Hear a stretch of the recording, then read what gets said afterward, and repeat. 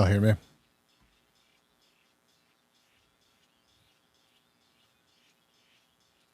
Should streamers... All right.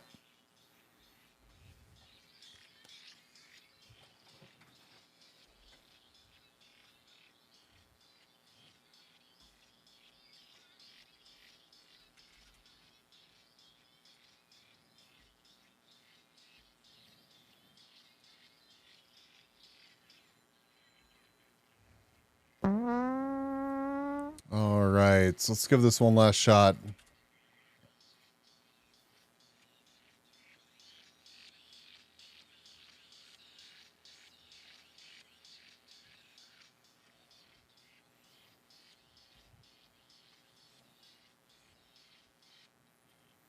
That is something that I should look into, Matt. I need to start chasing down just weird obscurities. Angry Rave, yeah, Mid-Valley. Not gonna lie, that is partially why I picked the playlist. Okay, all right. Let's get back. Let's chill. Thank y'all so much. Y'all put up with a lot of bullshit, and I love y'all for it. We're gonna see how this goes. If it fucks up again, we're probably just gonna raid into Candy. We'll see. We'll see. Making you want to listen to some DJ Tiesto? Tiesto's got some good shit, Phoenix. I don't blame you. I don't blame you. We don't get paid enough to put up with this is all. Yeah, sample rates are important to focus on, especially with microphones that require phantom power. Okay, noted. Actually, I'm going to make a note of that, like for real. Rates.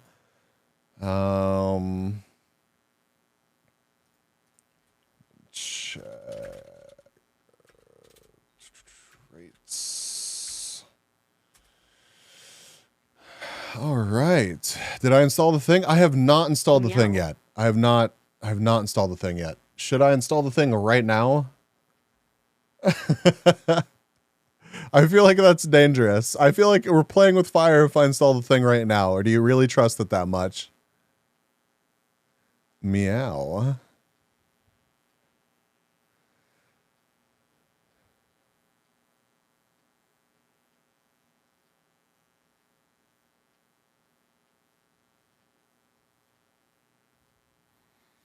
I think the wonderful Brits call them wellies. Meow. I've been using it for over a year. Yeah, but while I'm streaming, do you think it's a good idea to like turn that on?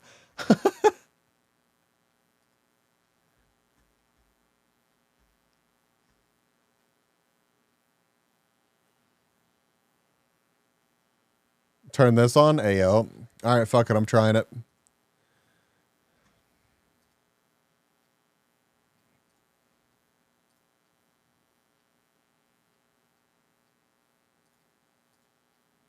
Doing it live. Doing it live, chat. Are we still live? Are we still here? Are we good?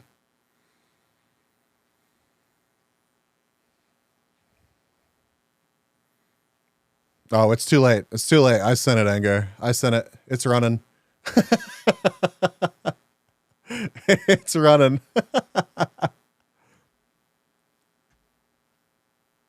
Okay. All right, chat. All right. Should we pay the mods? Would a mod please turn off the fucking advance cam before I chunk it through the wall?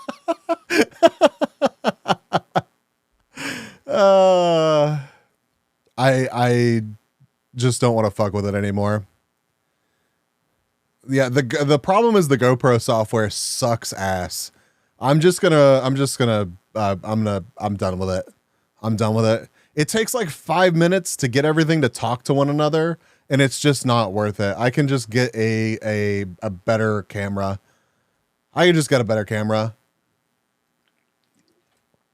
It's fine. Are you sure about that? I have a lot of programs open whenever I stream, Matt. But I also have like this computer should have no issues with any of that. It really should have no issues handling this plus some. So Got it. Never buying a Go. Yeah, fuck. Honestly, GoPro, I think that there are better options now. I really, really, really do think that there are better options now. I just, anything else you need to pause? Nah, everything else should be okay. I love that Akako and Brainy are just back because I had to reset OBS, or I had to reset my computer. So y'all get a free ride.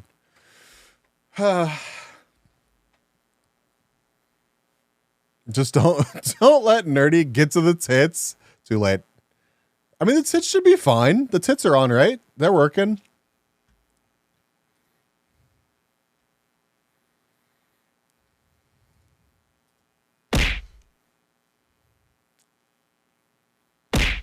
It's fine. All right, chat. Should we pay mods? Should we pay mods? 0.01%. It's kind of a fun thing to think about. Should those streamers pay their mods? Well, if you don't know, moderators do a decent amount of work. The main job is making sure the chat is a safe place to be in and also a fun place, whether it's adding new emotes or just making sure that there's no shitheads in there, making people have a bad time. That's like the main role of a moderator. Then they do other things like changing titles. Maybe some make thumbnails. Maybe some upload videos, find videos to react to, find games to play. The list goes on and on and on. And although there's only about, a few hundred people with my eternal love, mods, absolutely, Brainy. Hundreds and hundreds of examples of streamers paying maybe 1 or 2 mods that are more like personal assistants who also started as moderators. I mean, that's how it goes a lot of the times. Me, for example, Automated, he's a software engineer that I've hired, started as a mod who made cool shit. And then I was like, hey, how about you make cool shit, but I pay you so you can do it for me all the time now. So I have to tell you about today's sponsor, me, in my chess boxing event that's happening December 11th in sunny Los Angeles, we'll let this ad California. play. You can buy tickets to see this event live right now, or maybe you just want to watch it online. But either way, do not miss out. It features 20 of the biggest creators in the world, all literally punching each other in the face. Discord watch party. Discord watch party. Am I hearing Discord watch party? And then playing chess until they knock each other out or win by checkmate. And big news! We have a huge Black Friday sale that's going on right now for 10% off tickets. That's $50 if you're getting the VIP pass, so get it now. And if you're actually, there is a Discord role now. You have to go back to the roles channel. I'm gonna ping everyone about this at some point this week. There is a random events and hangouts role in the Discord now. So if you want to get pinged for shit like this, go grab that in the Discord. Go to a cool event, then check out the tickets right here. Come see me live. Come have fun and hang out. All right, back to the video. Discord cock party. And that spawns a lot of the time. There's Mod a lot chat? of cool examples of this. I've had a few mods who find a bunch of videos for me to react to.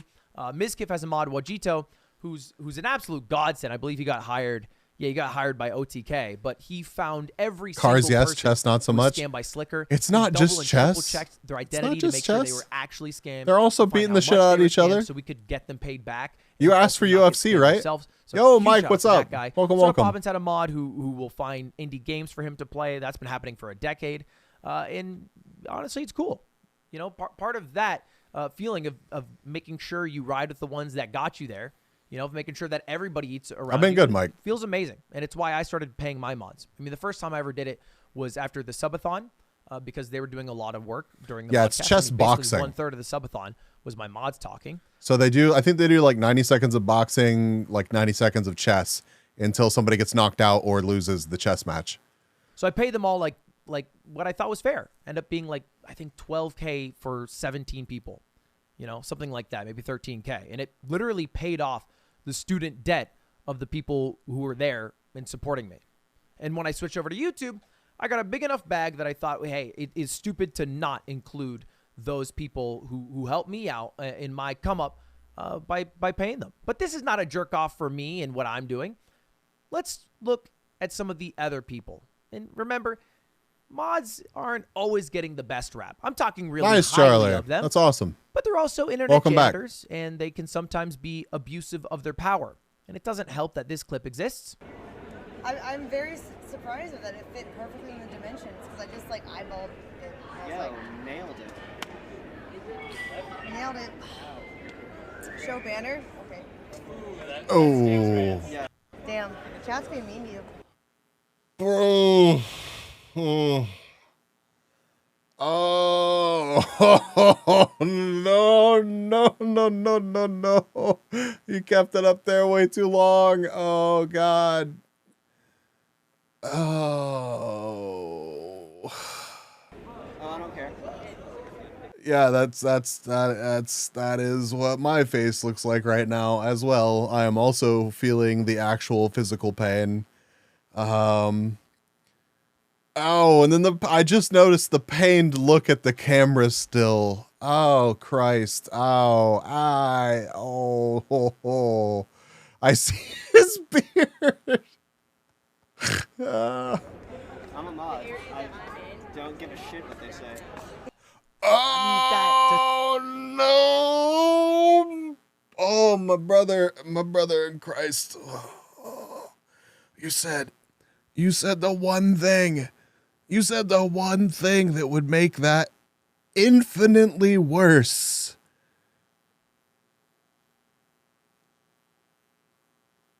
Oh, I'm like actually physically in pain. Oh. I'm a mod. I don't give a shit what they say. Yo, I need that. I need to find that in the highest quality possible, and I need that shit rotoscoped out, and that needs to be a redeem. Like that shit needs to be a redeem. He died that day. Yeah, I mean he was clearly a shell of a man before this encounter, but yeah, absolutely fucking expired. What's going on? We need to yeah, Matt. We're just talking about how mods can kind of overstep right now, or Lud is Mogul Mail, sorry, is talking about how mods can kind of overstep right now. So sometimes you get into like a weird space where like these people are helping, they are contributing, but sometimes it gets weird. So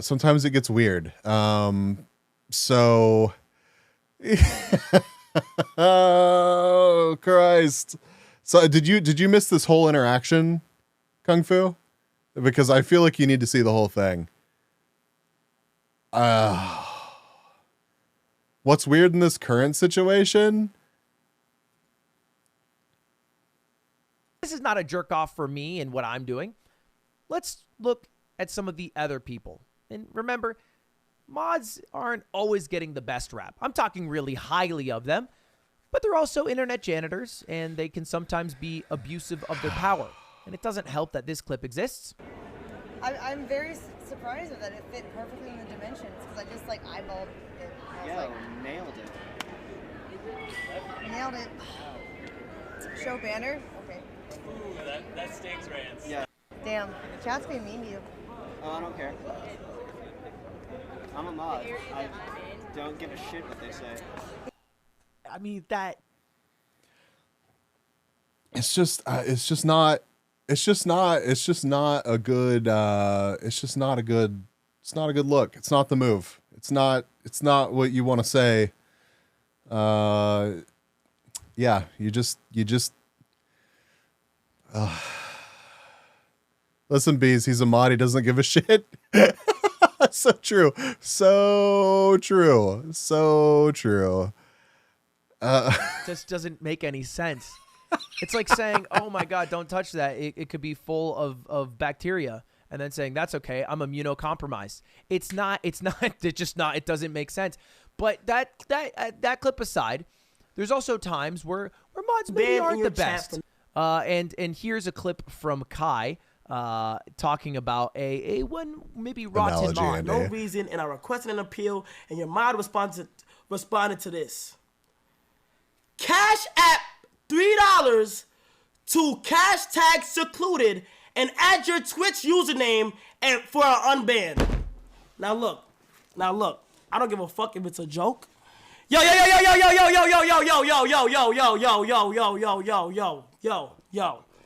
I don't give a fuck if it's a fucking joke. I don't give a fuck what it is, and he's not the only one. Bro, I don't give a secluded. You're laughing, bro. Like I'm genuinely not laughing. If shit is so funny, bro, I would just wipe all y'all niggas out right now, bro.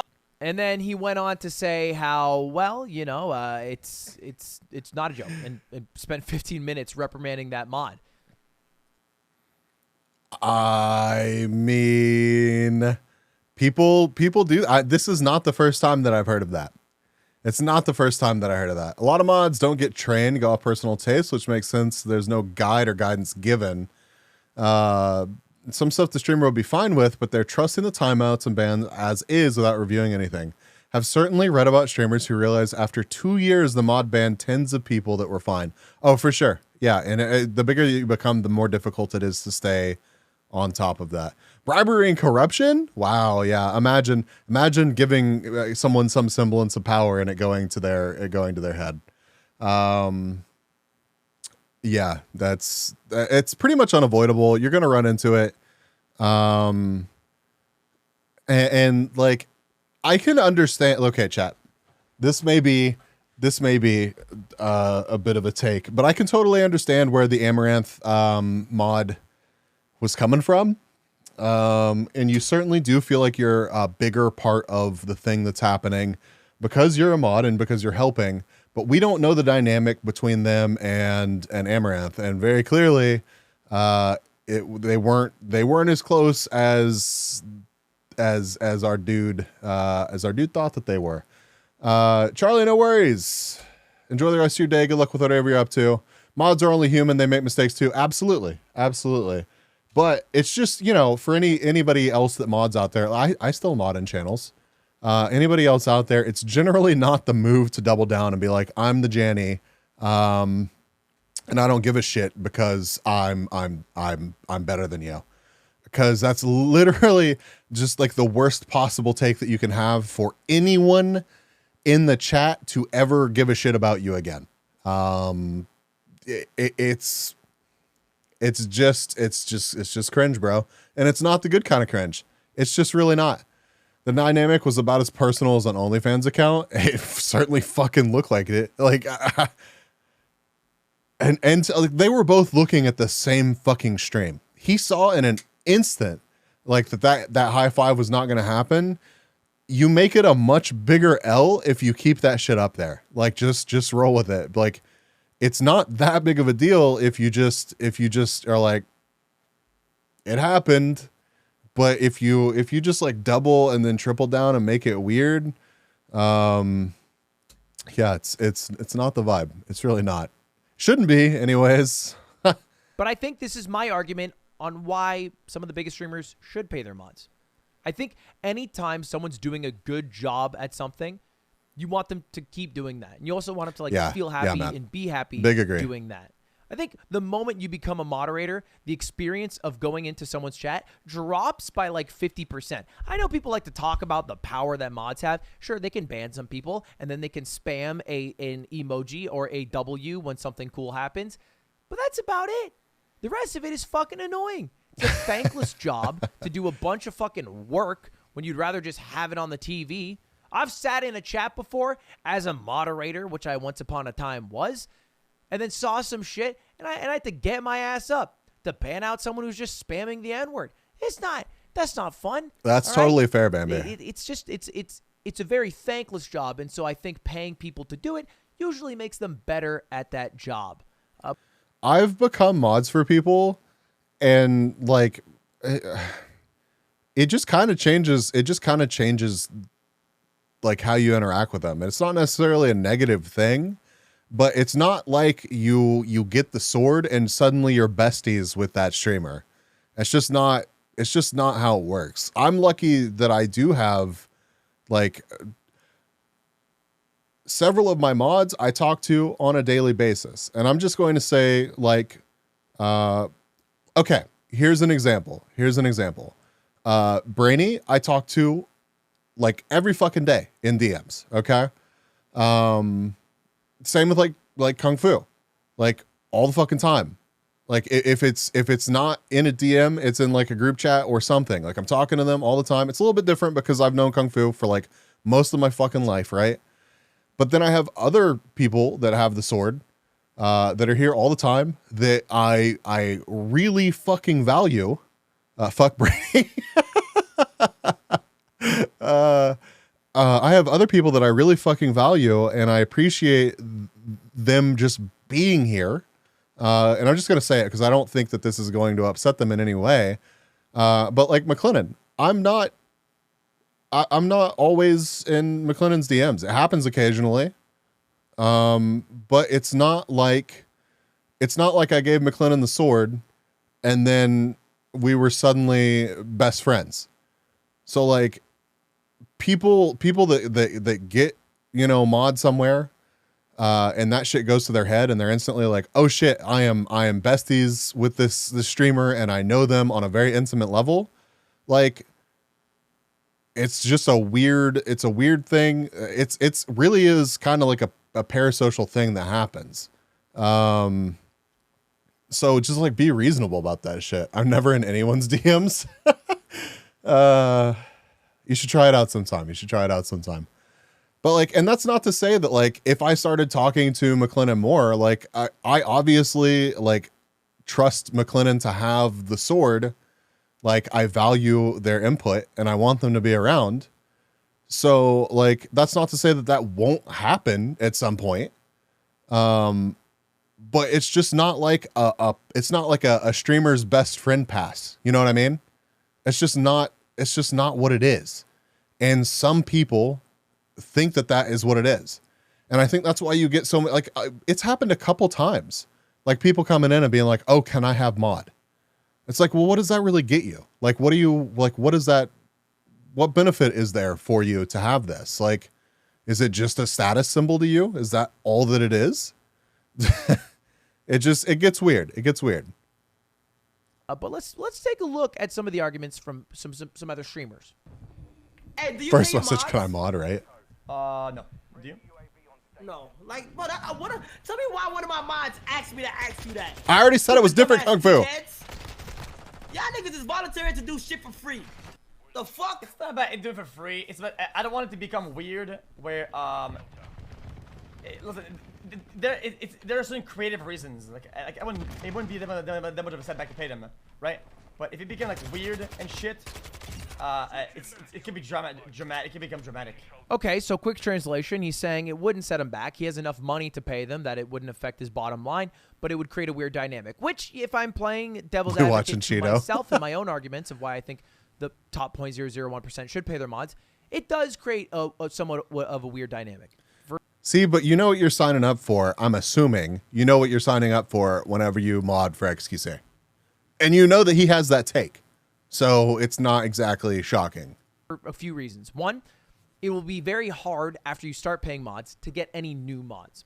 Because the mods who start to sign up to the job from the passion of it are usually more honest and better mods than ones who would do it because there's money to get. That's one problem. The second problem, True, at Agent, least one true. that I've run into, is the way I pay my mods is all equally. There's not like a way to track them, and I'm not trying to be like Amazon making payments for every single timeout. All right, we're gonna have police bounties, and then all of a sudden bans are gonna go through the roof. So I just pay them equally. Which after a few months, I realized that there were like a few mods who hadn't even been in my stream, All right, didn't chat, even line watch up. me anymore for like 8 months, that were still getting paid as much as the person who's in there every single day, like Tim, which I thought was kind of unfair. You know, they didn't come forward because they were collecting a check. Whatever, I get it, but that's not a fun conversation to have.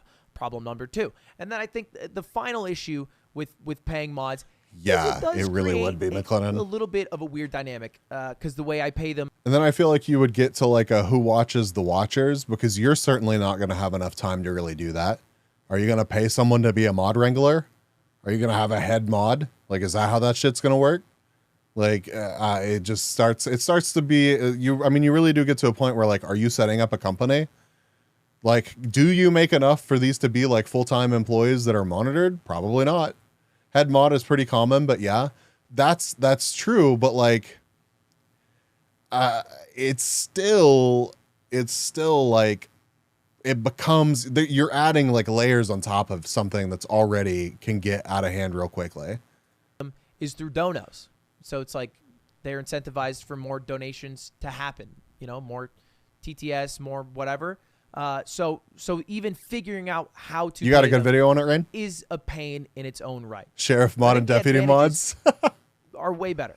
Honestly, there are only 3 good reasons to pay mods. 1, it feels good to ride with the ones that got you there. I don't even disagree. I don't know if you're like 100% being serious, Kraken, but I don't even necessarily disagree with that. I feel like the mod tools should be more powerful on Twitch. I really kind of do feel like that should be the case. Maybe you don't even necessarily have to utilize them, but I feel like it would be helpful for channels that did have people that were taking a more active role in moderation, but wanted a team of people that were less active and had less responsibilities. For the big streamers, totally, yeah. I feel like you would get lost. You'd get lost in the weeds real quickly as a smaller streamer, worrying too much about that. 2, they're usually doing enough work that it is deserving of pay outside of the culture of we just don't pay them because usually streamers can't afford to do it. And 3, you probably have the income to do it without it really impacting anything. So why not? Those are really the only 3 reasons. It's a thing, Brainy. And if all 3 are applicable to you, then maybe the question is why not? What are the reasons after that you wouldn't do it? This is Kai's reason. What makes you think I'm gonna pay, nigga? Fuck! Yo! I can go to my first VOD, nigga, and if I say, yo, who needs a mod? Yo, who wants a mod? I bet the fucking bottom dollar that you was like, Me! Stop! I want to be a mod! You asked me to be a mod! I want to be a mod! You asked me to be a mod! People do often make the argument that for every mod that would leave because they're not getting paid, there's another to fill its place. Yeah, Brainy. There's probably 5. Yeah, it was but loud. Usually I'm sorry. It's lower quality. The mods that are there longer are oftentimes better, more entrenched in the community, and more able to parse through what makes chat good or not good. But yeah, the answer probably is there are people to replace them. So you don't have to. You could very easily get away with not doing it, and nobody would bat an eye because it's the culture right now. And I also have to admit, I'm in a spot that very, very few are in. I mean, shit, look what Tyler said. Yo, Ludwig's mod pays his mod 1K per day. Kind of interesting, no? It's not true. Hey, Not Stone less Rocks. than that. Type another stupid ass comment like 1K that. a day? You will not Holy only shit. lose your mod, you'll lose your chat privileges. But I'm not Ludwig. Hey, let me make that real clear. Been new, stay new, Tyler. All right, but that's it. That's the whole video. What do you think? Has your perspective changed at all? It's the same. Still don't do it. Okay, fair enough. Thought I'd maybe change some minds. Oh, what's that shirt you've been wearing all stream, Ludwig? You might be asking yourself. You can get it if you come to the chess boxing event live in LA. We'll have exclusive. I think it's incredibly. I think I deserve to be paid per cock in chat. Oh my god. I think it's a very complicated thing. I think that what Brainy said is absolutely fair. Like, it would change the vibe. And I don't expect anybody to show up. You know what I mean? I feel very fortunate that I have so many people that do consistently show up when they're able. But yeah, if you were big enough to pay your mods, I feel like it would make sense to set up a system to pay the ones that want to get paid. And for the ones that wanted to volunteer, it could be a different thing. Arguing for labor not being paid is very 18th century take to me. There's certainly challenges, but growing pains, the field should be tackled. And honestly, I feel like whenever you get to the size of a Ludwig or an XQC or a Kai, like how many mods, how many paid mods do you really need? Would it make sense to really just have like your team of basically 4 personal assistants, 2 to 4 personal assistants that just like do most of the heavy lifting? Could you afford to pay them a livable wage? Probably. Like for me, XQC's take is a bad take. Yeah. And bonuses for events and stuff like that. Probably a good thing.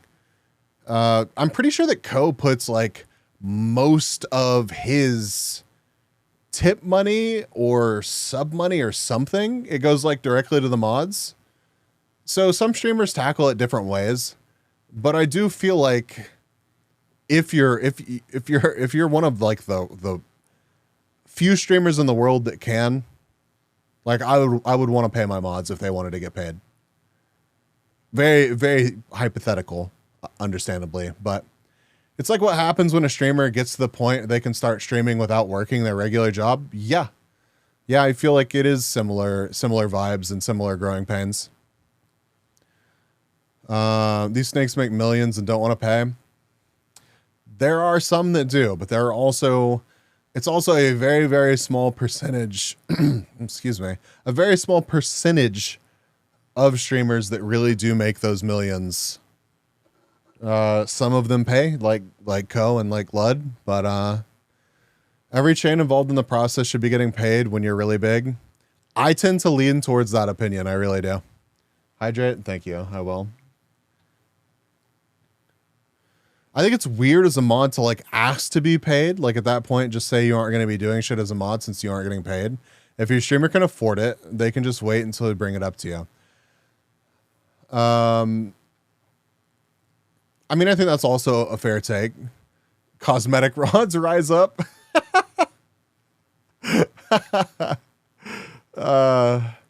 It also exposes an opposite problem. Many channels have more mods than they actually need, because usually streamers don't want to retroactively rework the mod team, kicking those who help to make it more on point.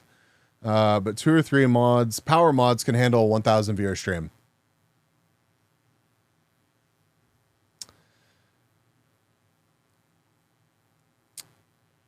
Yeah, I mean, that's true, but also I feel like it's you're bumping into one of those growing pains, because for me, I have like technically more mods than I really need, because not all of my mods can be here all the time.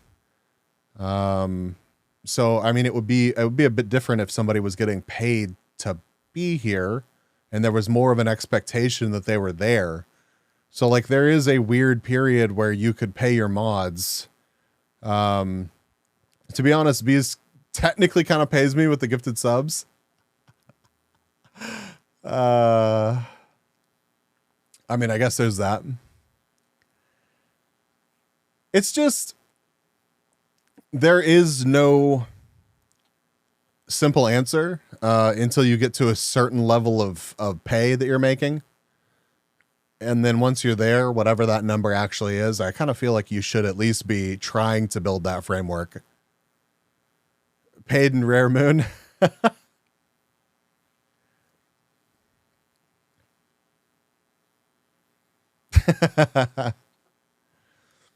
I'm not surprised that that's Ludwig's take. I'm also not surprised that that's XQC's take. I don't feel like it's a good take from X. Offering your mods small things here and there also goes a long way, to be honest. Like, you're full-time doing a mod donathon is cool. Encouraging to get the mod team subs covered one way or another. Perhaps a stream, Steam summer sales, little things. Yeah, I think that makes sense. I mean, there's definitely ways to make sure that the people around you understand that they're appreciated. That's certainly a thing. And at the very least, I want everybody that's here right now to understand that I appreciate you. Like I've said, like so many times before, like these streams would not be happening without y'all being here. And I love this shit. I really do. I feel incredibly lucky to show up and get to hang out and talk about shit like this and hang out with chat. I really do. And then on top of that, I've got people that make fan art. I've got people that show up to every fucking stream. I've got people that drop subs. Like, I've got people that I can depend on to come into chat, and like I know their vibe, and that is so fucking helpful as a streamer. Your local refried bean. Welcome. How are you? Thank you for being here. Drop subs? Yeah, like Pierre. Pierre coming in here. All you need to do is send it a donation. $5, Holy shit. Like Kraken. Thank you so much for the sub. I really appreciate that. You're a tiny little bee I follow. I appreciate the follow. Your local Refred Bean is now following. I love your fucking name. I took it as instruction. You know, I'm comfortable with that. I'm comfortable with that. And like Psycho. And like 488. I mean, I'm a tiny little chibi. I swear to God, Twitchigo. If this Pierre Euler, 488 Euler, Psycho Euler, Sir Bikes a lot. All you need to do is send in a donation. Oh my $5, God. $20, whatever you can Psycho, you got Alexa Fleur 488 gifted a tier 1 sub to Psychopath. Psycho, They you have given got 26 gift subs in the channel. Thank you so much, 488. Thank you for getting the sub, Psycho. Psycho, make sure that you thank 488. All right, here's your fucking chibi. I need a 5-minute timer, somebody, please. I have a solution for the whole timer situation as well.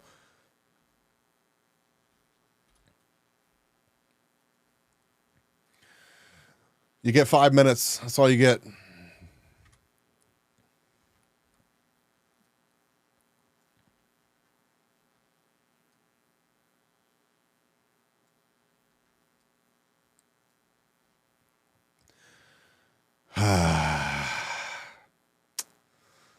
The actual worst. The actual worst redeem in my channel. That's B's true form. That is an absolute fucking lie, and I do not appreciate that kind of slander here.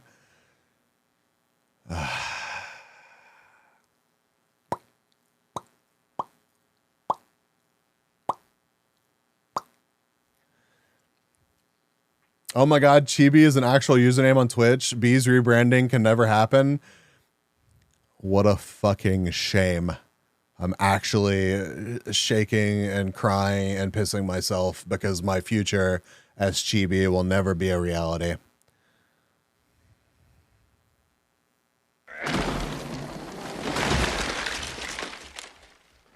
Nice fucking model! Are you going to be part of the problem, your local refried band? Are you going to be part of the problem? Is that how this is going to go?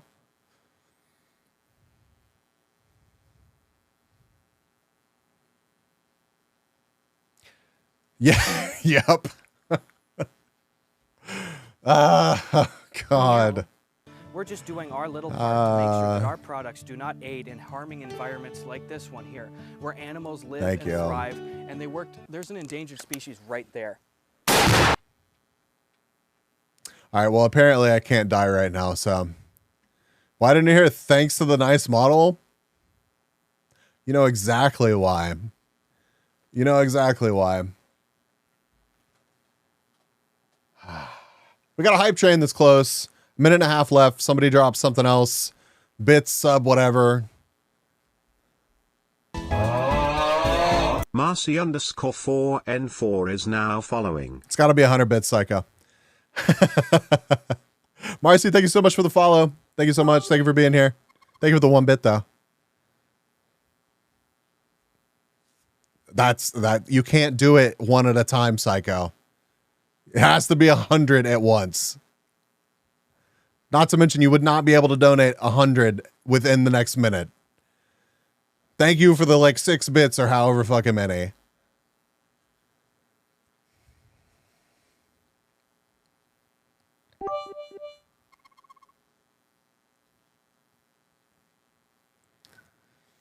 Don't let him lie to you. I believe in you. Thank you for the 100 bits. Thank you for the hype train. A bee is made out of invincible. He can never die. It's true. Don't piss me off.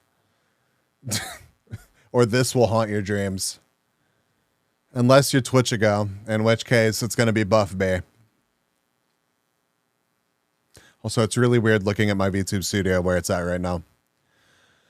But yeah, just because X has a shit take, honestly, on the whole mod situation, doesn't mean that X doesn't also have good takes about some things. Just like Mogul Mail mentioned in the video, XQC did also contribute, paying back half of everything that Slicker or whatever his name was scammed people for. So yeah, I would love to make it to the point where, you know, I'm big enough to pay the people that help out. I feel like that would be awesome. So, I mean, who knows? Maybe one day. 70%, by the way. 3 minutes and 50 seconds left on the hype train. All right, what are we going to watch next?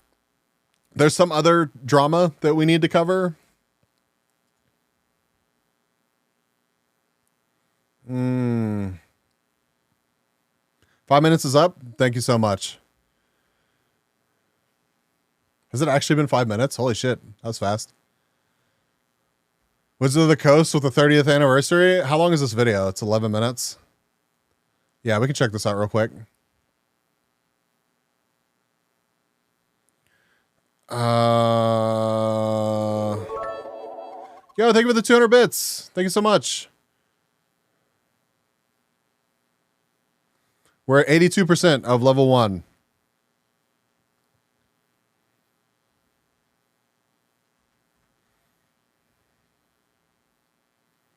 Five more minutes of Chibi. All right, fine, Dingo.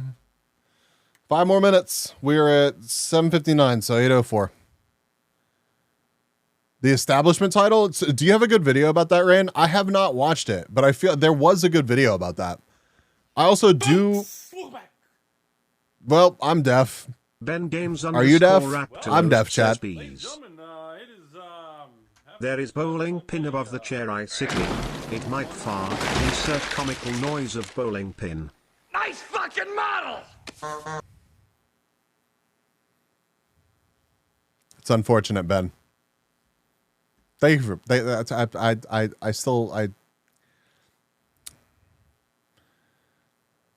check the most recent Moist Criticals police chase. Wait, there's another one?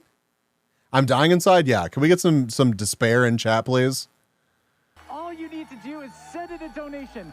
$5, $20, whatever you can spare. Alexa Fleur 488 gifted a tier 1 sub to Ben Games _Aptalos. Thank you, 488. Thank you so much. Gift subs in the channel.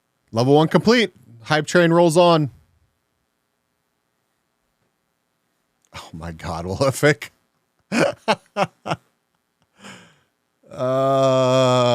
Okay. All right, let's see what's going on with Wizards of the Coast. This is, for those of you that are unaware, Magic the Gathering, one of like the oldest card games out there.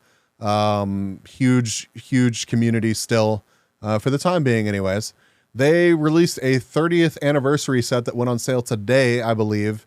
And each set, Twitch, you go, God damn it. Each set of 4 boosters was $999. And they had the fucking balls to be like, we released this to celebrate the 30th anniversary of Magic the Gathering so that you could technically proxies. Yeah, they're not even tournament legal cards. We released this so that if you missed the nostalgia of experiencing opening these packs when they were first released, now you have a chance. Now you have a chance. Now you can relive the glory days of Magic for the low price of $999 for 4 fucking booster packs. 4. Wizard of the Coast, I believe, also owns D&D. Is it Wizard or is it Hasbro? The inflation? That's a hell of a lot of inflation. It's absolute fucking insanity, honestly.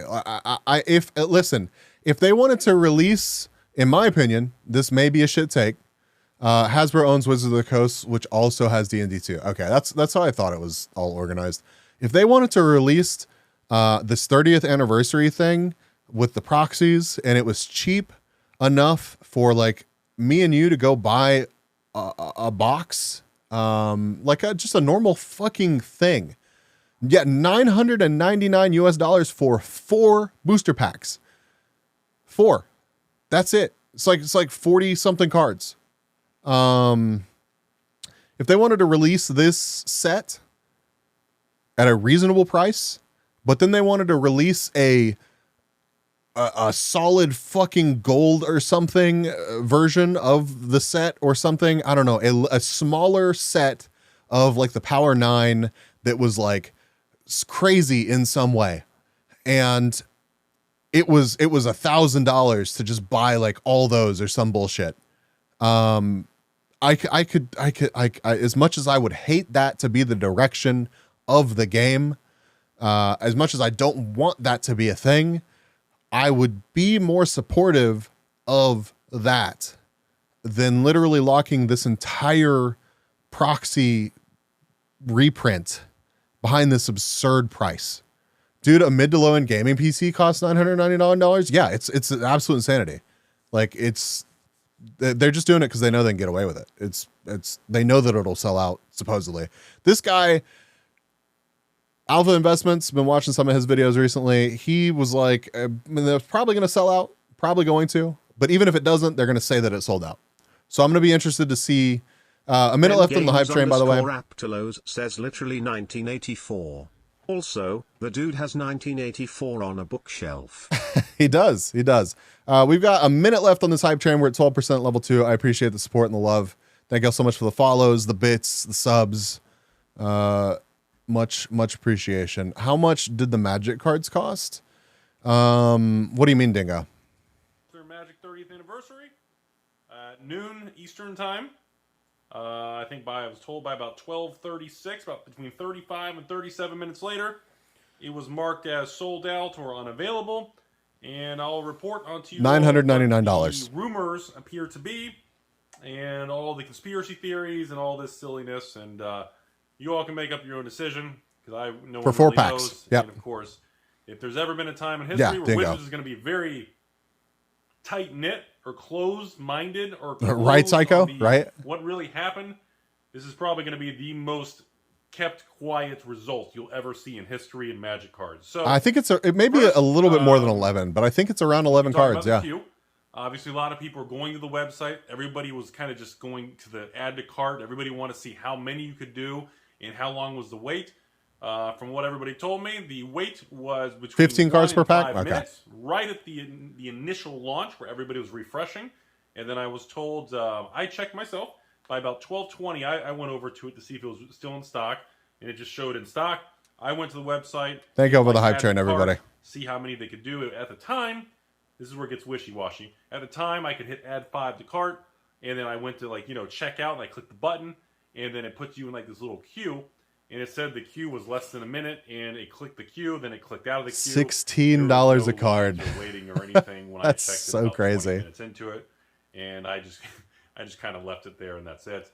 I maintained that I still refuse to purchase it, and I did margins, not bro. purchase any, and I stand by that. And I hope.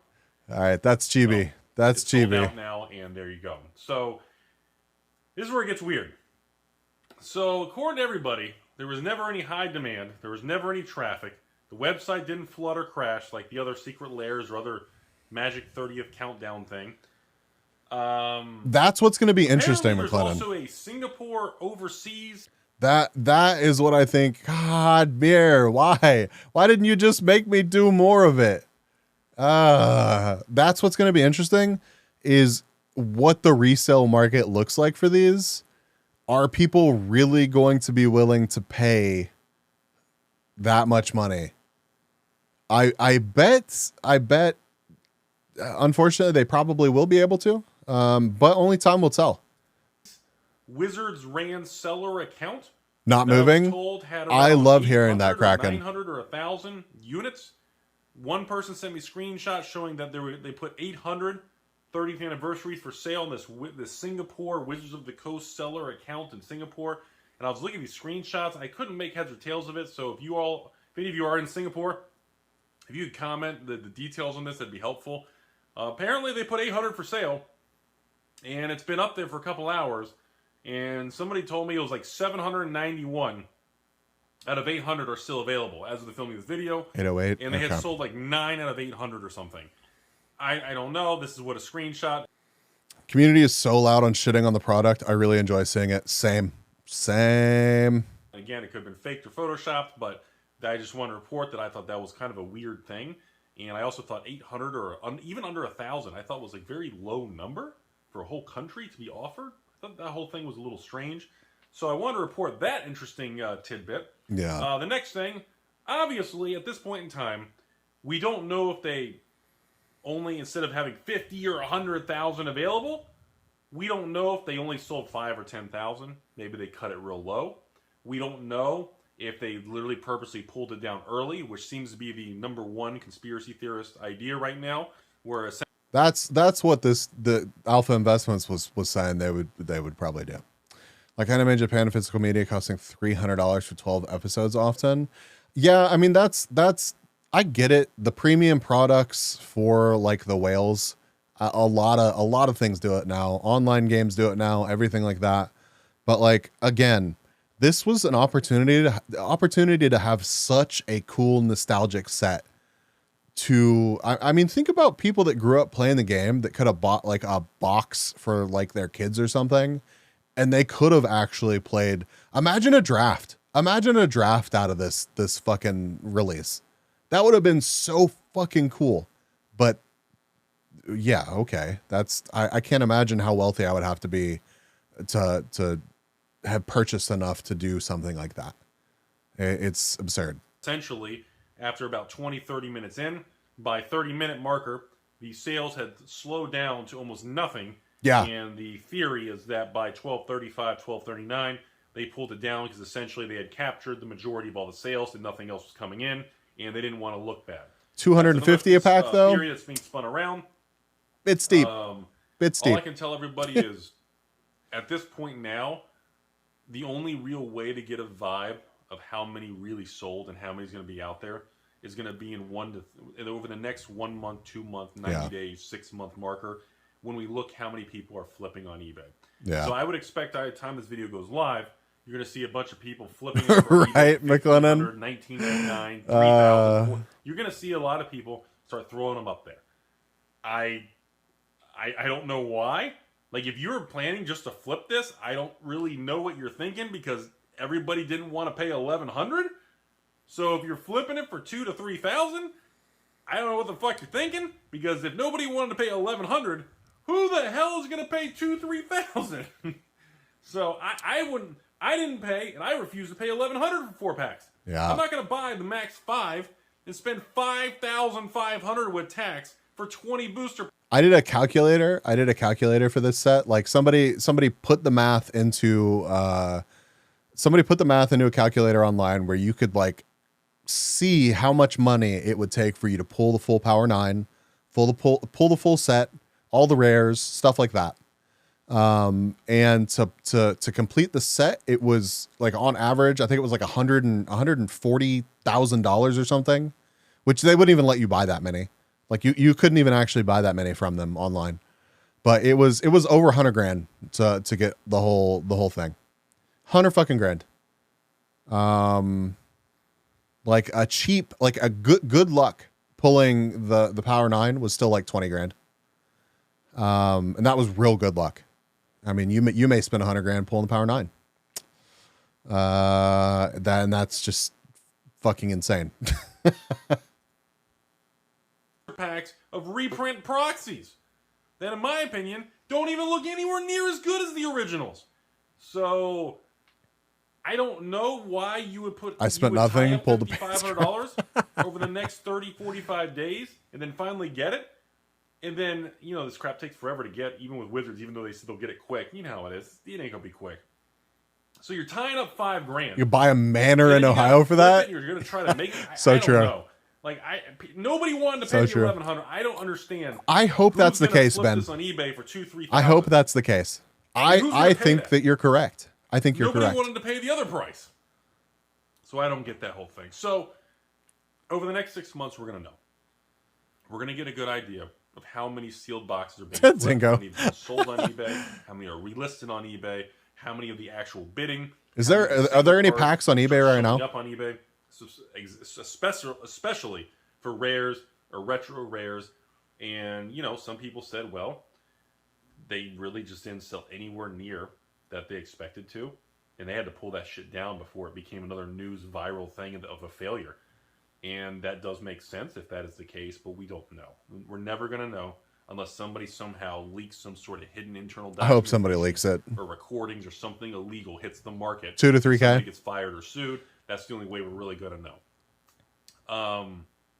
Yeah, that's really how it unfolds. Thank you, 488. Thank you. Obviously, people always ask, well, Rudy, what's your I'm opinion? getting rid of Chibi. Does anybody else want to redeem it, you fucks? You know, I don't know. Because I know at the end of the day, a lot of people in this economy will do anything to make money. So there's going to be a good chunk of the population that's going to say, hey, no matter how much people hate this, most people are going to buy it. All right, I'm probably going to cap it. I don't want to be Chibi for the whole fucking stream. I really don't. So there's going to be a group of people who are going to buy this, in my opinion, a quarter to a half of the transactions to either keep it sealed or simply flip it for 5 more minutes and then we're done for the stream. The economy is. So I think that is pretty accurate. I think that will hold true. But my instinct right now, just watching now that's over with, I think I might have to do that, Agent. I honestly, and listen, it's one thing to like occasionally, like when I'm spending like huge swaths of my stream as whatever the fuck this is. I mean, you have to realize when people wander in here,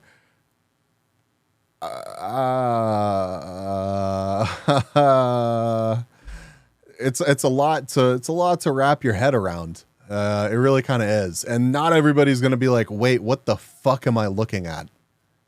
If I had to just make a guess with absolutely no evidence except my haircut and my ex, if I had to pick something, I'm gonna have to go in the camp. You think so? That's what you go? You think so? I'm gonna have to pick they shut it down early. Because if I was internally at Wizards and they were saying this is our big moment, are you sure about that? I would definitely say let it run 30 minutes and let's see what happens after 30 minutes. And by 30 minutes in, and the flow of orders either flows, tapers off. Yeah, and that's where where separating it off into its own thing would help. You're gonna have to pull the plug. 3 a.m. my English is failing. Mine too. It's okay. It's okay. Of this thing being labeled as a failure or sitting all afternoon or night, it's far too dangerous. Grab a burger. The news media, the markets, Wall Street has the amount of attention and publicity and attacks they've received from all over is so off the chart. They can't risk it. So I think that's because again, if I was sitting in that room and they were telling me that would be the decision I would make. Because so much is riding on it. Weak. My English fails anytime. Now, if it's sold out in a couple minutes, like that 30th Magic Countdown Secret Lair thing did, a meow, which actually looked really cool. And honestly, if that was available, I think it was like $100 or was it 150? I don't know that when you got like one pack with each year on it, it was like 30 years and 30 packs. Wait, that's really what the fuck is he talking about? Was that a thing that actually got released? That's fucking sick. I just thought that was really cool. I wish I actually was able to buy one of those or I had one of those because I actually thought that was cool. I think all the little numbers in the packs I just thought it was a neat thing. But I mean, that was extreme demand. We saw the I used to, Dingo. I've still got cards. I still occasionally buy cards. But have I actually like played much recently? No, not really. I've got some people in the community. What the fuck was that? Oh. I've got some people in the community that do them, so and I like to keep up with it. I mean, it's very nostalgic for me. Man, and none of that happened with this. So, I guess the question remains, did they really print 50 to 100,000? Because I was in the camp that they made like 100,000 of these little tiny boxes, and their goal was to sell 50 to 75,000. And then keep a reserve of a couple pallets for future GPs, events, and special drafts, and beta drafts, and kind of thing. That's what I would do. Oh, I wish we could know the actual numbers. With no high stress or demand on the website, it doesn't look like... I'm going to put up a poll chat. And if that's the case, maybe it actually worked, and there was a good message sent, and it's going to help them realize that they can't do anything they want. I don't know. This is all speculation. We truly don't know, folks. But that's the end of the saga, ladies and gentlemen. And now we wait to see how much shows up in the next 6 months. And we wait to see if some people are correct, where all these things are going to be worth a fortune because nobody bought it. Or we wait to see if, the market actually stands by the rejection and it moves forward and it actually does fail. Only time's going to tell. There's nothing I can do, nothing you all can do. All we have to do now is sit back and wait. You get 2 minutes to vote, chat. Vote in the poll. And to see what are we going to watch next? I'm sure you'll see what the first Black Lotus or retro frame Black Lotus sells for. Poll should be, should I buy the cards? Hell A no. retro frame Black Lotus sells for $10,000, $15,000, $20,000. Well, I mean, obviously, That that's sucks, gonna be Dingo. I'm pretty sorry. amazing, and I don't know who would pay $10,000 to $20,000 for a brand new printed Black Lotus. That's not a. I don't know. What a story, man. I guess that's the end of all this, and I'll be interested to see you all's comments below. But I guess this is the end. We're closing the chapter. We're moving forward. Yeah, I heard about that, Kraken. No police chase. Well, a pan in Japan is okay. So these are the videos, chat. Bald and Bankrupts. The Japan you never knew existed. Okay, he changed the title of it.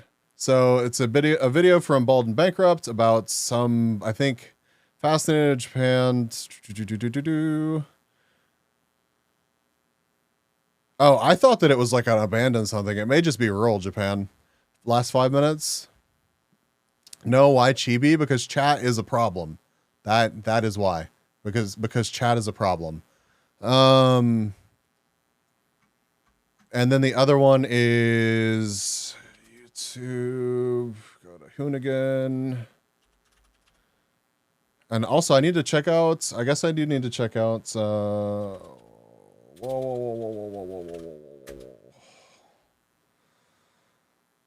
Is it this one? Most confusing video ever? There's been a lot of police chase. Okay. B's not paying his mod and shaming chat. Sag, you deserve it. You absolutely fucking deserve it. Maybe I'll give you Chibi later. But nope. Vote in the poll, chat. Or is the poll already over? Oh, it just ended. Abandoned Japan won with 9 votes. Okay. All right. This probably would be a good video, but we're probably going to go Abandoned Japan, and then the police chase. No shame. Mods don't need to unionize. Mods need to not be a part of the problem. All right, this is Bald and Bankrupt. Is anybody not familiar with this guy's channel? He actually recently got banned from Russia.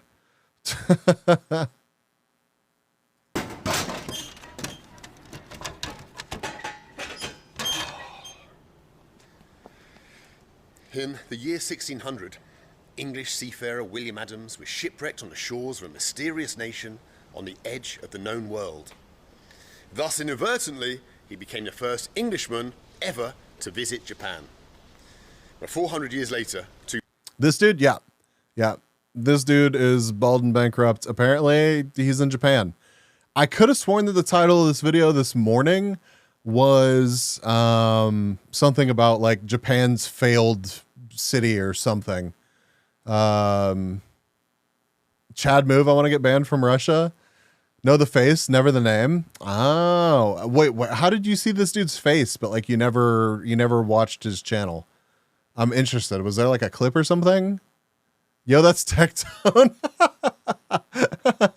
Two very, very jet-lagged Englishmen are back in the country. We're going to go for a little exploration. Join us. Japan. It's flippin' mental.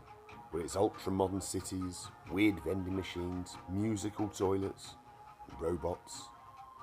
But was that the whole story? Lex Luthor's cousin, Or was that's there fair. In reality, another side to that That's land of fair. the rising sun, a side a little bit less polished and perfect than we imagine.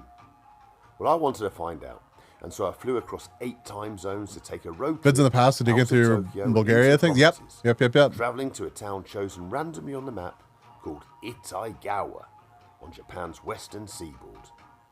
And I have to say, it wasn't quite what I expected. Ben, full respect for driving us. We are flipping majorly jet. Thank you for the head pats, Clementine. Also, welcome. Thank you for being here.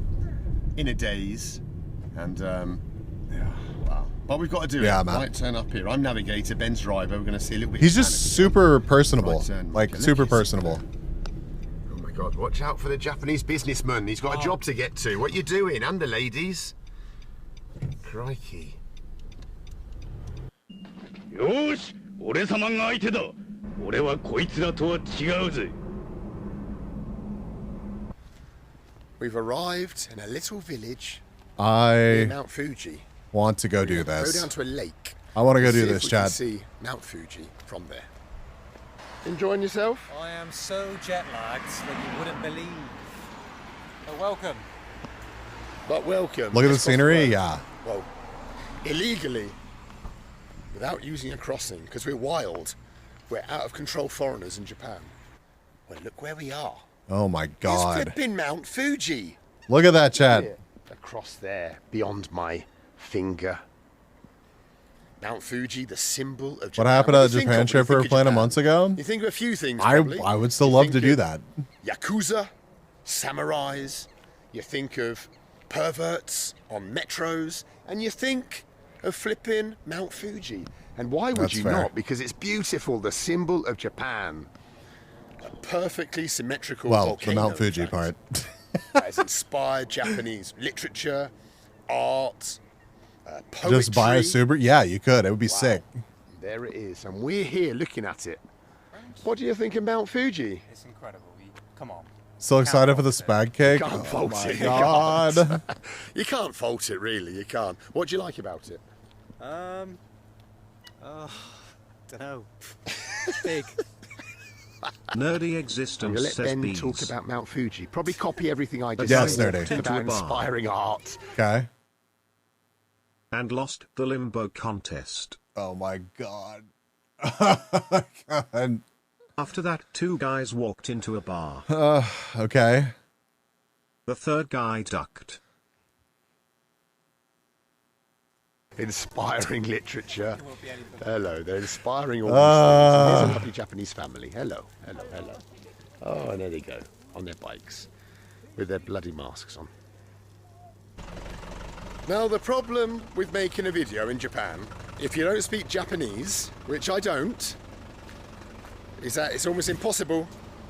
That's just always been a thing, like a pretty common thing in Japan, right? Like even before it was, I don't want to say like popularized in the West because of the COVID thing. Like it was fairly common to see people out wearing masks in Japan before all of that, right? Right? It was? Okay. That's what I thought. That's what I thought. To talk to people, because nobody speaks English. Added to that, the people are very reserved and shy. And so, I don't know if there's going to be much happening in this video. Look, everything's so different in Japan than England. Look at the cars. They're like little funny little boxy things. Look at it. We don't have a hustler in England. Those legit look like the car that Kaylee got, actually. Kaylee sent me a picture of the car that she got, like, I don't know, months and months ago whenever she first got it. And it was a cute little boxy thing.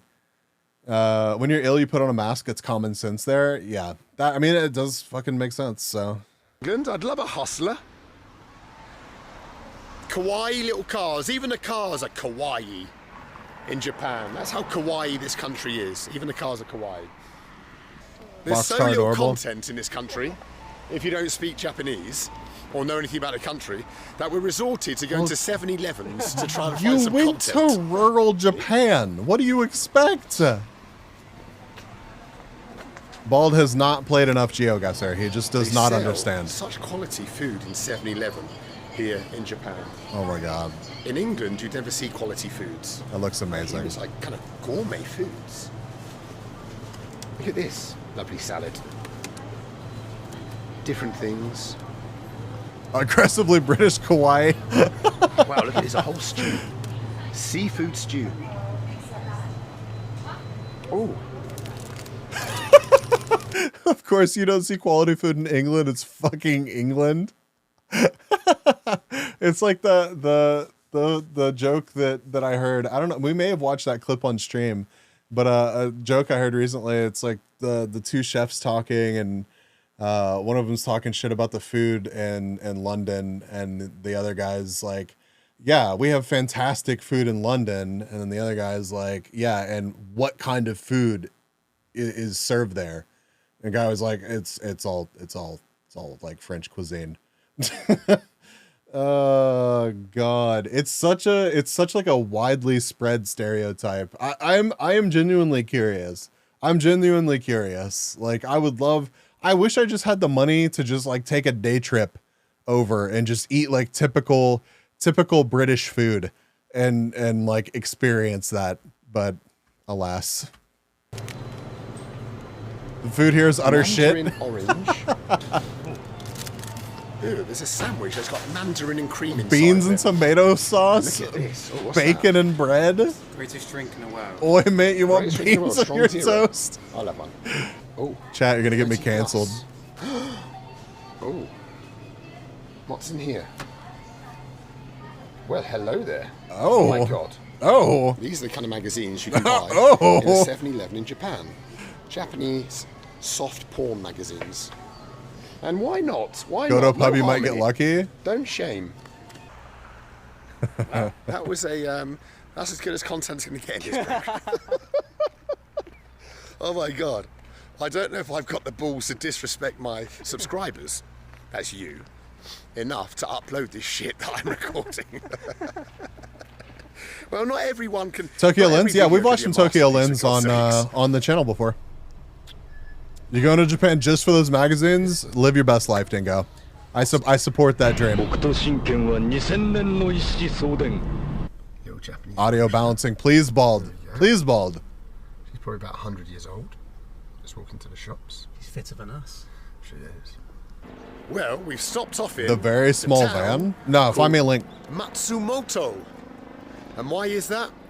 Because there's the famous Black Castle of Matsumoto located here. Let's go and check out a castle that no doubt once upon a time was attacked by ninjas who hid in your toilet and stabbed you up the bum. That's very specific. And vids for stream? Konnichiwa. Okay, Samurai. thank you. Yes? Okay. Wow. Did you see that? There was a literal flipping samurai. Oh my Well, God, look here. that's adorable. Here is the history of the castle. Written only in Japanese. And there's like the guy, some samurai dude, that lived here before, probably. I don't know. And this is an old picture of it. Look at it. The old black castle. Wow. As I say, nothing written in English in this country. So I've got no. I don't know why he's so surprised by this. I'm actually kind of shocked. I'm actually kind of shocked. Right, it's time for me to disappear and get some sleeps. Catch you later, bees in chat. Have a good stream. We'll watch later. Take care, all. Matt, thank you so much for being here. Again, I don't deserve all the love. Can't wait to see when you're done with what you've been working on. Can we get another shout out for Matt, please? Enjoy your rest. Enjoy your rest. I'm sure I'll talk to you tomorrow. I think he's joking. I mean, he is joking at this point. Like, for sure. Powerful dude. I'm just saying. Like, Nerdy it's existence says amazing what bees. comes out of him, and it's amazing what. Did some I ever people tell are you? brave enough to put in. I'm so good at sleeping that I can do it with my eyes closed. Oh my God, nerdy. Oh my God. Yeah, he could use his phone to translate. Okay, so like Brainy is right. He is 100% like just fucking around. And I don't think that he's like upset, but I think that there was probably some seriousness to like, I don't know if we're going to be able to upload this, because he may have, it kind of sounded like he got a little bit caught off guard by the lack of English everywhere. I think that there's some truth to that reaction. No idea what anything means, but oh, there is something written in English. The word special. Special what? Special fried rice? Special permission to come in? Special needs? I don't know. Let's go and find out. Thank you. Arigato gozaimasu. See, when Japanese people speak, they don't just say arigato gozaimasu. They say arigato gozaimasu. Or at least I've heard girls do that. I don't know if dudes do it like I do. Probably sound like a right. See, well, look how the guys here sweep every morning in some kind of Zen meditational sweeping. Hey. Hey. Arigato gozaimasu. Arigato. You see, they don't just walk around with a broom doing whatever. It's about Zen. It's about meditation. Konnichiwa. Konnichiwa. Oh, thank They're you very probably much. I they're have no idea probably what you all said, like but that. Thank you. And up here is the Black Castle. Wow, what an amazing castle that is. That's your quintessential Japanese castle. When you imagine a Japanese castle, I don't know, would you imagine that? I don't know. Did you even know Japan had castles? Ah, my mask. Do you have a mask here? Thank you. Oh my God, you're so kind, thank you. Everywhere in Japan, you need to wear a mask. Thank you for the lurk, Dingo. We need to wear our masks. Because they're extremely anal. In major cities, I'm sure that there Run is. off to get me a mask. I'm sure that there is enough English to function in major cities. It's maybe a little bit less than traveling in other countries, but...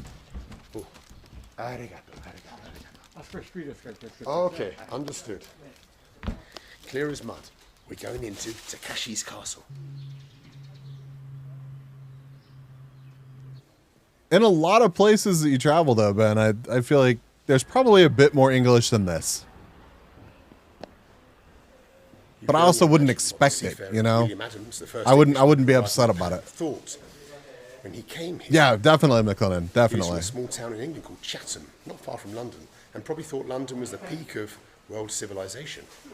Then he came to Japan and realised that there was a very, Lenora, very, welcome, very welcome, high welcome. level of Thank you for culture, being here. advanced of what we had in England even. I freaking love architecture. Yeah. All this is just super cool. It doesn't even matter what he's saying. Like, he just presents... Well, that was... He just presents exploring wherever he's at so well. Like, just the views and everything. It would still be worth watching this video. Like, I could actually watch this video on, like, mute and still be like, this is so fucking cool. Takashi's castle. Let's get back on the road. Continue our journey. All the places I've been to of English, I've been to Canada and America. Oh, and I'm American. Yeah, I've been that. Probably. That makes sense. Hello, hello. These are the most famous people in Japan. Hello. Nice to meet you. Nice to meet you. Okay. Bye-bye. Bye-bye. Thank you. You too. You too. Wow. Or they were filming some pixelated porn. I don't know.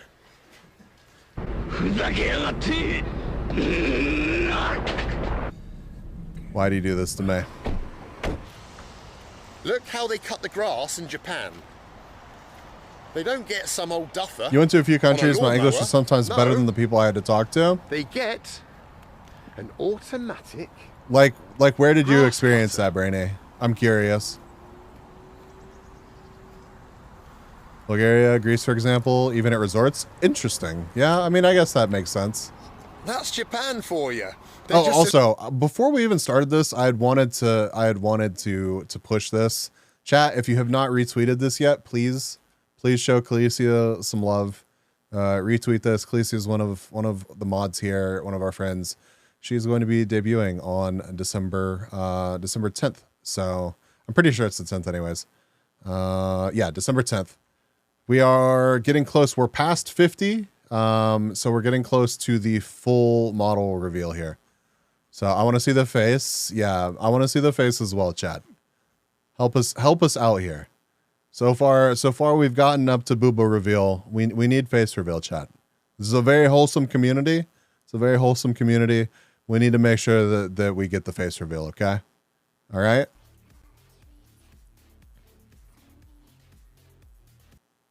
I went to London, UK years ago and questioned my capability of speaking English. Their accent was something. Oh God, I bet. Yeah.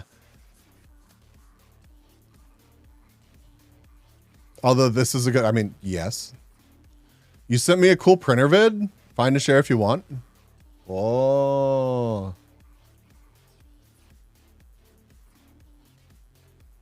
Yeah, please retweet this if you have not already. And let's see this. I wish it would just open. And it's probably not going to.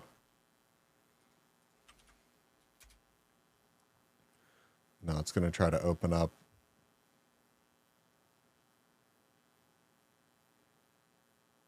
I don't think this is actually going to leak anything, so this is fine. Ah! Oh.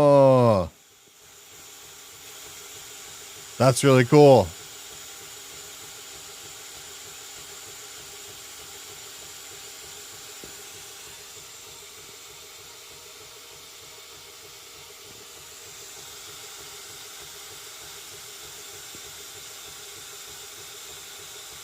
Lincoln Anger's DMs is dangerous.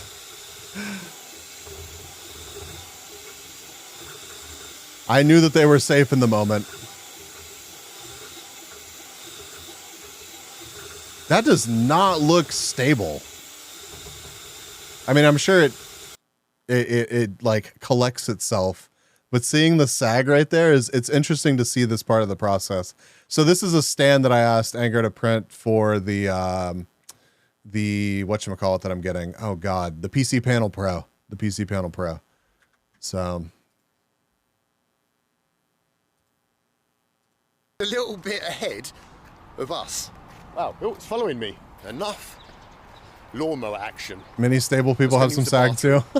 In this truck stop cafe. Sags a been on bit the when road it for bloody cools. ages. Ah. Oh, Japanese bus stop. Check it out. PC Panels are great. I'm glad to hear that.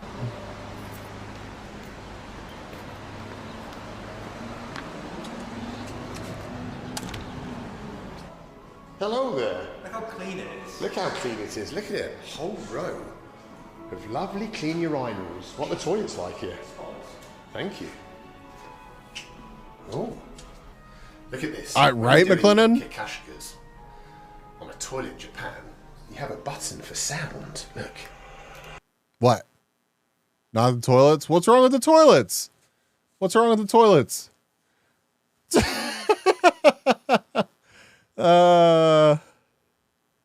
I'm sure it's fine, Brainy.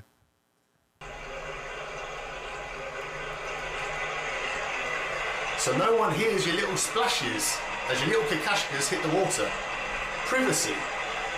I like it. Look at this. In the truck stop, there's just a whole Toilets got English? alleyway Thank God.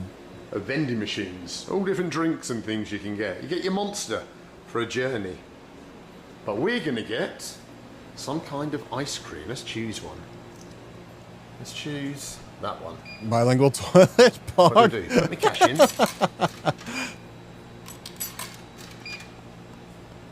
Ah, now I press the button. And something should appear. Here we go. Oh. I want ice cream. And I got me change. It's not loud enough to cover your shats. I don't know. I feel like it would do a good job. So we've crossed over Japan to its western seaboard, and we're passing through. It's fine, this Brady. town It's fine. Of abandoned hotels. Saw one back there, another one, and there's a giant one up ahead. It certainly So looked like me it, and Ben McLennan. are going to try and explore it without getting. Do I need to go back and double check? I think we're in Yakuza country because this is some weird little town, not what you expect from Japan. Look, everything's abandoned and just overgrown. What a cool magic trick he did. True. What is? I know it place? too. Want to see Why are it? there Yes. abandoned vans and vehicles. Why are you sucking on that ice cream like Brainy? Bees, an IRL backpack and 3-month Japan trip could be so good. Unrealistic, but just imagine. Oh God, it'd be incredible. That'd be so amazing. This is so exciting. What the fuck is this? What is the story? Is it in a hotel? I don't know. Up there it's got writing. Maybe it says bloody hospital. Mate, It looks like a hospital. I think it's an abandoned hospital. If there's a wheelchair there, it's probably an abandoned hospital and not a hotel, like I first thought. Why was the hospital abandoned? Were there no Chat, more I need sick a drink people so bad. to treat? I need a drink so bad. I'm gonna keep this playing. Let me know if I missed something insane. I'll be right back. Hopefully he doesn't doing anything too sus.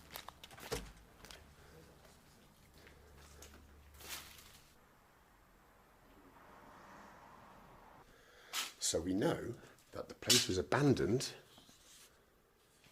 in 2007 because all of the calendars on the walls are from 2007. Why it was abandoned, for what reason, I don't know, which means it's been abandoned for what, 15 years? Longer? Wow. But it shows you, Japan, 15 years and people haven't been in and nicked everything. Look, computer, oh. A little piece of what was once a hentai porn magazine. Wow, look at this. This is mental. Just different offices, the director's office, and here. Maybe this was a room where families came when they received bad news. I'm sorry to tell you, but Mr. Fukuyama's not going to make it. X-ray. Where? Oh my God. Oof. Mr. What did I miss? Fukuyama definitely didn't make it if he's got that wrong with him. And look here. This will have been the head man's office or the head woman's office. So. Did I really miss a few things? Like, you're not even kidding? All right, y'all get me caught up. Y'all get me caught up. Everything left. Little person. No, okay. Let's say, like, what the fuck could have Maybe it was a happened? kids' hospital, who knows? Look.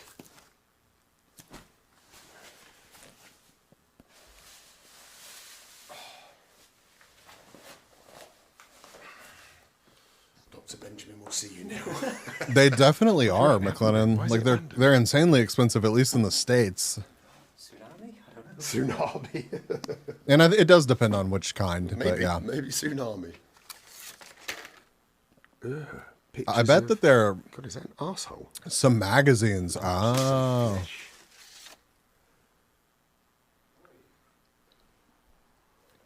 Oh, what? That's so weird. Nothing's changed since the day they left in 2007. Look, it's just everything's still. Does he here. actually know that they left in 2007? Or is he just guessing? Look, it's one of those things that they put on your fucking heart. With the zzz. I never expected that my favourite ever. He saw abandoned calendars? building would be in Japan. No concern for HIPAA? But there you go. Yeah, you never right. know what you're going to find when you're exploring the back roads. That staircase is insane. It's so cool. We drove all the way here as we thought Itagawa, which is the closest seaboard city to Tokyo on the west coast, might be a really nice place. It turns out it's the roughest town probably I've ever been to. Oh my God, look at it. Flipping heck. Let's park up somewhere and have a look at the beach anyway. Whoa, man. Well, we've driven all the way across Japan and reached what we thought would be a beach resort on Japan's western seaboard. And it turns out it's some industrial hellhole. Oh, but there's some people up there waving in the window. Can you see them? Ah. Friendly Japanese people of Japan's worst town. Look at the beach. We thought we'd be lying on deck chairs, and instead there's no bloody sand at all. Look at it. I bet you could find some sand. I bet you could find some sand. Ben, why are we here? I don't know. Why have we driven? We've driven all the way across Japan for this. Anyway, I like it actually. It's not the Japan that you normally see. Do you normally see beaches? Like, does anybody normally associate like sandy beaches with Japan? Is that that's not a thing that's in my head.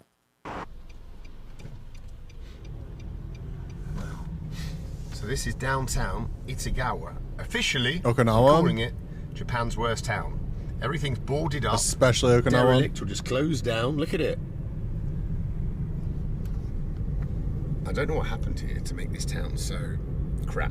I mean, I guess that's true. Like anime fucking beach episodes and shit, but I don't know. The Miami of Japan. But or is it actually a place something didn't called work out Miami? Itagawa. That's a good point, Bambi. That's okay. All right, that's fair. That's fair. Not even a love hotel. And look at the little Japanese kids with their little yellow backpacks like you see in TV programs. Wow. They've got little yellow satchels. And they're going to grow up in this hellhole. Poor little kids. Not everyone lives in Paris. I love that he's calling it. I'm kidding, by the way. I love that he's calling it this a hellhole whenever he goes to. He's gone to some places that have looked rough, like old Soviet bloc, like just places that haven't changed in the past 50 years. And he's like, "Oh my God, this is amazing!" And he's calling this place a hellhole. Like, what? What do you, okay, all right, fine. I'll close the browser version of Discord so you don't get pinged anymore, Brainy. God. Paradise in old Japan. Bees wasn't looking at the sand in those beach episodes. Guilty. I kind of forgot they were beach episodes. Not gonna lie. On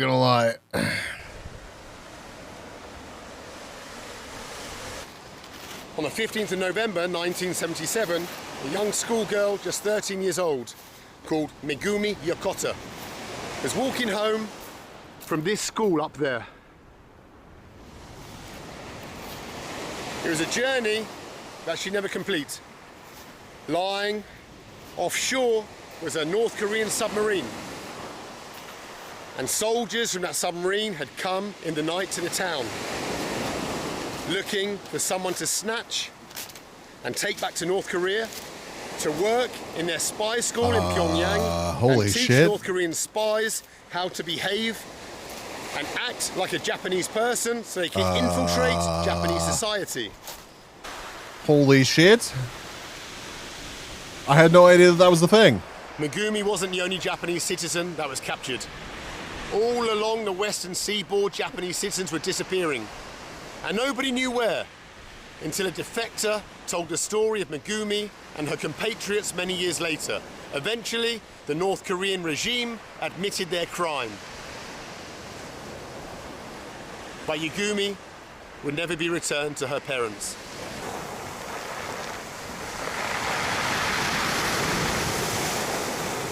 Damn. Ugh. The people trying to get out of Itagawa. Should we park up then and brave it? Yeah, I didn't know either, Brainy. Could be, yeah, let's do it, mate. Be like Glasgow all over again. Let's park up and have a little walk around this hellhole. Shouldn't say that, it might be lovely. It's not going to be lovely. We've pulled up in a car park in That whole sus cruise ship thing from North Korea abducting people? That's insane. I wonder if there's a really good video about that. Itagawa. I mean, that may be a little bit too heavy for It's pouring stream. with But rain suddenly. It's just suddenly bloody started raining. But over in that shop window, I see an umbrella. Let's go and check it out. that's a different kind of Korean, though, Ben. Get me one. Let's go and get an umbrella. Look at the weather. Big agree, though. Roof Korean's clearly superior. 5 minutes ago, it was all right. Oh, nasty. Let's go and get that umbrella. Ugh. Bloody Itagawa.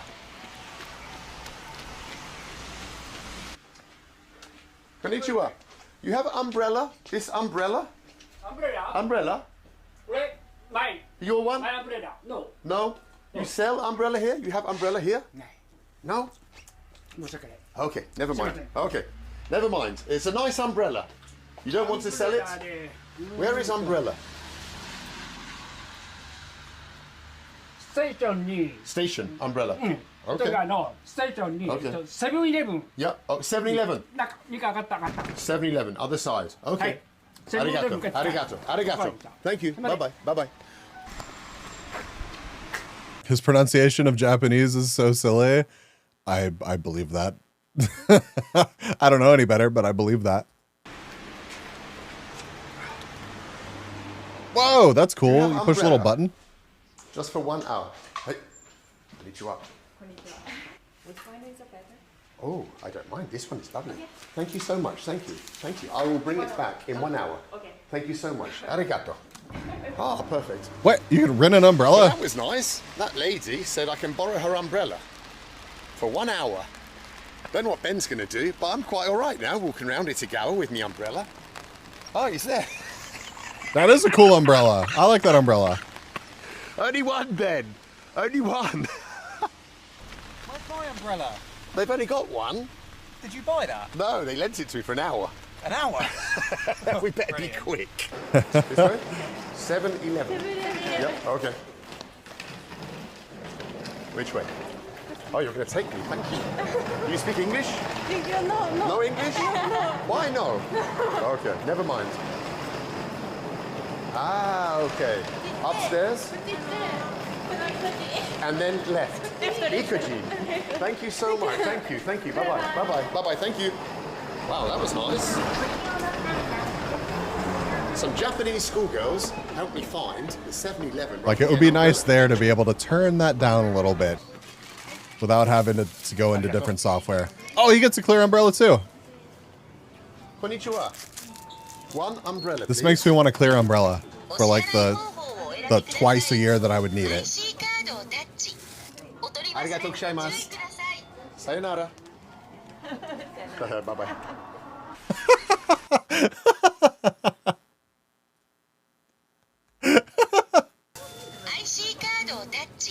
Arigatou gozaimasu. Sayonara. Bye-bye. Just laughing at him. What is this place you brought me to? Look at it. I know. Sayonara. But I'm sure we'll find the nice part eventually. Wow. Ochaimasu. Everything's He says like mas. everything's just empty and shut and boarded up in this town. I imagine a lot of places were really affected by the whole COVID shutdown Show thing. Club, Manila. Like because I think a lot of places were shut down until like very recently, full mast. I think a lot of places were really shut down, and especially like tourism was definitely shut down until very recently. So I think a lot of businesses and smaller things and just like vibes and I don't know how big tourism was in cities like this, but I think it's going to take time for it to come back. I mean, I hope it does. Tactic International. There's a tactic in intentionally mispronouncing stuff, so they know you don't speak the language well to try and meet halfway or so. I wonder that, I would love to ask Bald this question, like if he does that on purpose, because he's not dumb. I wonder if he is doing that. Wow. Is it open? Ohio gozaimasu. Wow. Imagine back in the day, everyone was coming to the Show Club Manila for fun on a night out in Itagawa. Not anymore. Well, it's not really what you expect of Japan. Probably no robot restaurants in this town. Just old babushkas. What do they have? Old babushka shop. Konnichiwa. London. Yes, London. Oh, I like it, Commander. Yes, Tactical Air Commander. Oh. What? Yes. Oh my god, I'm paying 20 quid for a hat. Oh god. It's the most expensive shop in your town. Okay. Okay, with the ears open. Yes, please. Oh, yes, please. Oh, yes. It's okay? For ears, keep them warm. Thank you. Arigato. Arigato. Arigato. Sayonara. Thank you. Thank you. Wow. Bye-bye. Bye-bye. Oh, another customer. Don't let her get away. Hello, konnichiwa. Please come in. Please come in. There you go. Bye-bye, ladies. Bye-bye. Bye-bye. Sayonara. Wow. Right. That was the babushka shop of Itagawa. Wait. Oh, my change. Arigato gozaimasu. Usido? Okay, thank you. Arigato. Ah, my heart. Oh my god. the most honest babushkas in Japan that you'll find anywhere. She ran out because I gave her 100 too much. 100 is like 65 pence. Do you like my hat? That's stuff you don't see often. I mean, honestly, most of his videos have interactions like that. That's why I like his channel so much, because he really does just like strike up conversation with like anybody. It's really cool to see. From this shop here, it's the fashion centre of Itagawa. Tactical Air Command. Yes, mate. Don't you question it. Pay for that. Stolen valor. Too much. Yes. £4. 25,000 local money. That's like 20 quid, mate. I know. Oh, this is really cool. Holy shit. We're heading to the only interesting thing in Itagawa. This island. Look. With a temple. Bloody hell. Come on, Ben. Get underneath. Here we are. We're here. Check this place out. Whoa.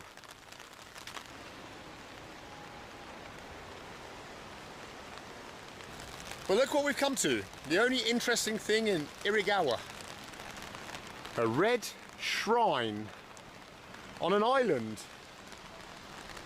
It's like something from that TV program, Monkey Magic. Do you remember that? Wow. That's what I imagine Japan to look like. I wish we actually could know more about that. I don't know. There's got to be something pretty significant about it if there's a bridge all the way over to that island. Guys, look what we discovered. It's an abandoned love hotel.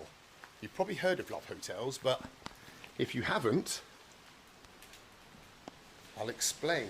You see, Japan has a huge population and many people live with their parents or their families for many, many years. Oh, God. And so if you want to make some sweet loving to your other half.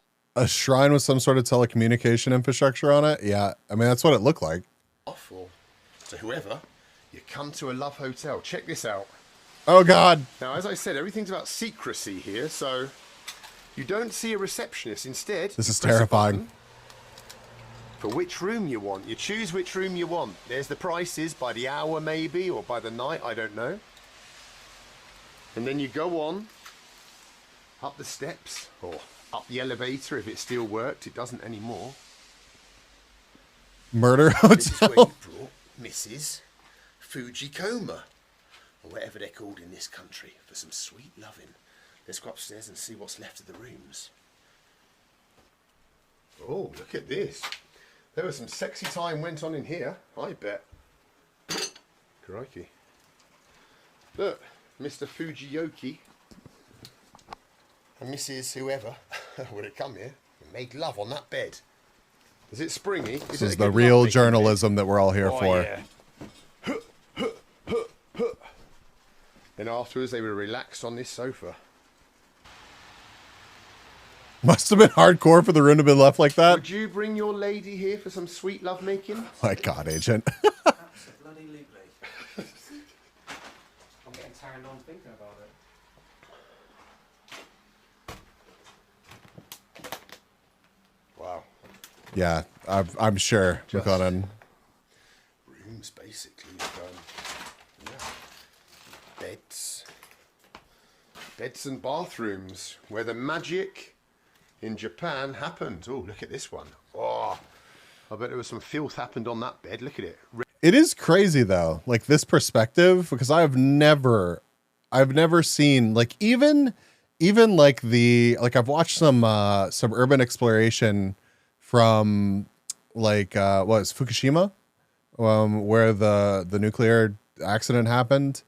And even that is it's not quite as like disheveled looking as this. So like we've seen some interesting things that I feel like I've never really seen Japan quite from this perspective. I don't know. It's just kind of wild. Red velvet. Not those, Mid-Valley. Look at this. It's a Japanese glory hole. Look, hidden behind the God, poster. bald, please. Ah! Wow.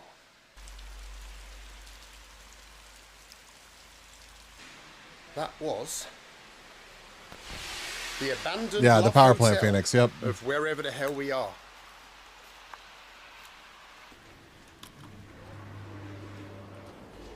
Arigato. Arigato.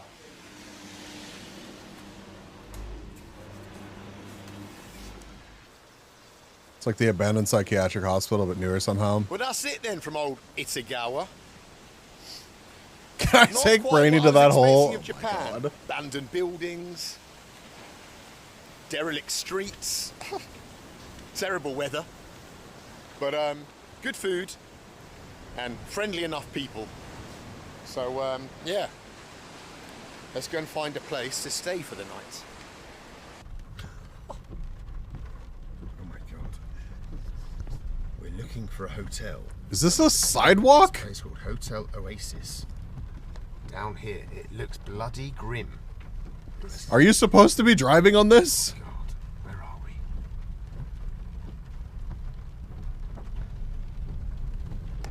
We get the feeling it might be a pervy one, but let's see. Oh Jesus Christ! Oh no, I guess so. Open at least. Oh, crikey! This looks nice. Hey, Jesus! It is just me in here. The car fits. It might be a road. Big old gay Japanese chap naked on the bed waiting for me. Put your slippers on, because it's Japan. Wait, is this specifically their room? What? So they get left slippers like specifically for their room? Oh God. Oh, what's this? You see, we've seen a receptionist. You just come up, and then when you check out, apparently, you pay. Let's put that back here. It's been Please don't betray me, Bald. An eye-opening experience today, driving across Japan to this town and seeing all the abandonment, and he's got nervous because he's in a love hotel for the first time. I feel like someone's going to stumble through the door. I hope she does, and not he. Bloody hell. Yeah, cheers, mate. It's been bloody awesome. It's been. I had no hope for this video at the start, but actually, it's been okay. It's been a fun day, seeing a different side of Japan, and finishing my night in a love hotel. I'm going to call some numbers now from that magazine and see who turns up for research purposes only. Bye, sayonara from today. Bye bye. I wonder if there's going to be much more. I wanted to watch this too, actually. I wonder if there's going to be much more content out of Bald in Japan. I don't know. That was one of my. I liked the fact that it was Japan. I didn't really so much like the vibe of the video. I don't know. It's not like it was bad, but it was kind of, a lot of the humor was very on the nose. But okay.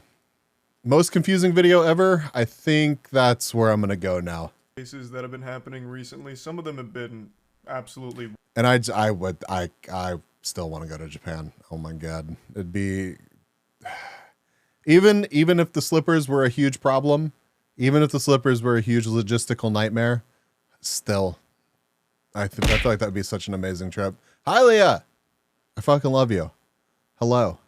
Wild rides, but there's one that flew under the radar many years ago that happened in Ireland, and it is one of the most confusing chases I think the world has ever seen. And I've just recently had my third eye open to its beauty. No, so I want I to love share you more. with all of you so that Meow. way you too can experience the bewilderment Meow. of Meow. this police chase.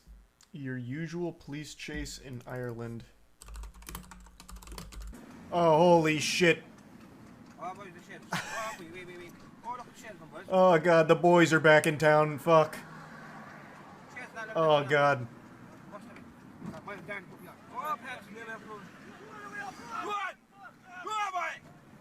What is happening? Oh my god. Don't pit maneuver the horse. Just give it a carrot or something. Hylia, did you see my new fan art of bees? Did you see it, Hylia? Yeah, Wengler, I do in fact feel like that would probably happen. I do feel like that would probably happen. Where is it?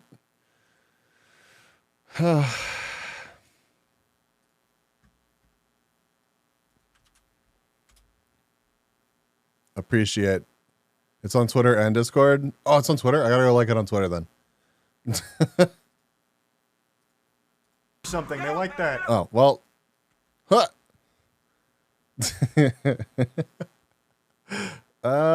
Brainy. It's just this kind of shit blows my mind. It really does. It does. Don't listen to me. Oh Jesus, he's drifting. Next, Fred Flintstone's gonna come out here with the fucking foot-powered mobile. Heyo. Pull your vehicle over.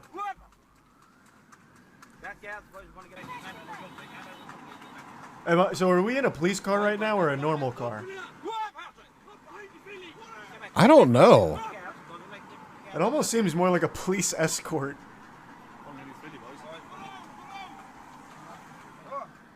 Yeah, Like, there's some shit on a bin her. They're very clearly not going to pull over.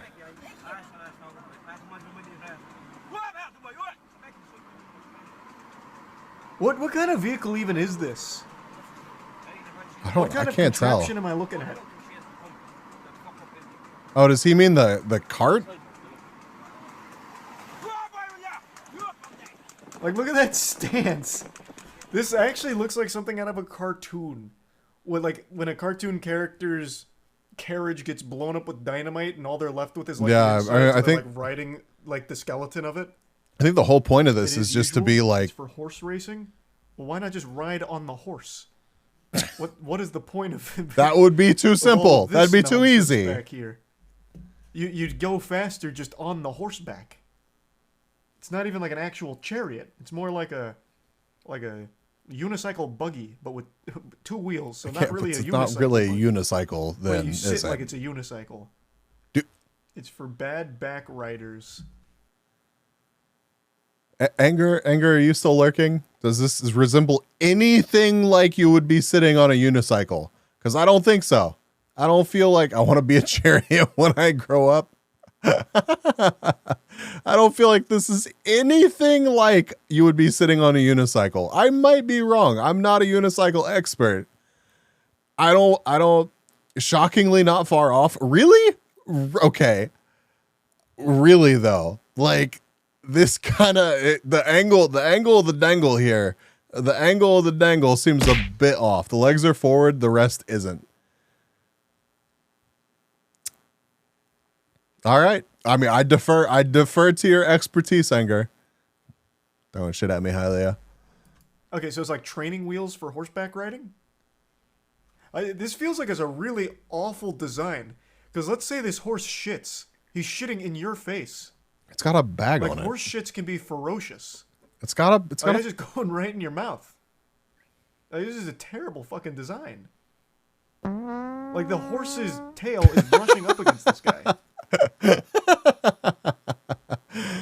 This racing cart is for the horses trotting, not galloping, or is it a canter? Oh, shit. I'm not the right person to ask. When I started riding, I would lean too far back like that, and you kind of hunch and look goofy. I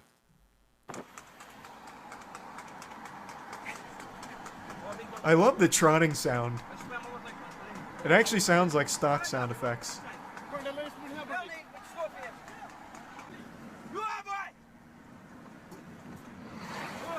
Man, whoever is driving is also equally putting themselves in danger. What the fuck are they doing?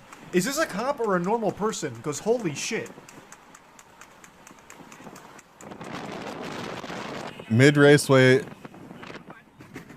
reduction is always advantageous. Oh, This is that's absolutely excellent just point. a normal civilian. 100%. Excellent point, Bambi. Also, I've never been to Ireland. This road design is fucking weird. You have one lane going this way, while every other lane is going this way? I don't know if it's supposed to be like What that. design is that? No, they're driving on the wrong side. Four horses, What, is it though, like on the 5 asphalt- cars yeah. driving this way. They almost got hit by a truck that's driving this way. They drive on the left. No. That I get. But it's only one lane. Oh, everyone was driving the wrong way. Yeah, I don't, Oh, yeah. what the fuck? Yeah, I think this is just Wait, insanity. Literally everyone is going the wrong way. I thought it was just our protagonist.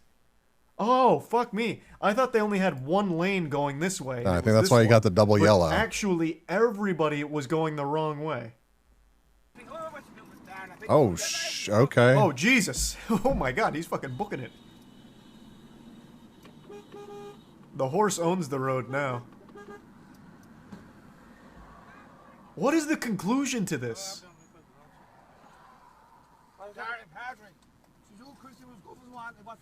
Yes. What? What is fucking happening?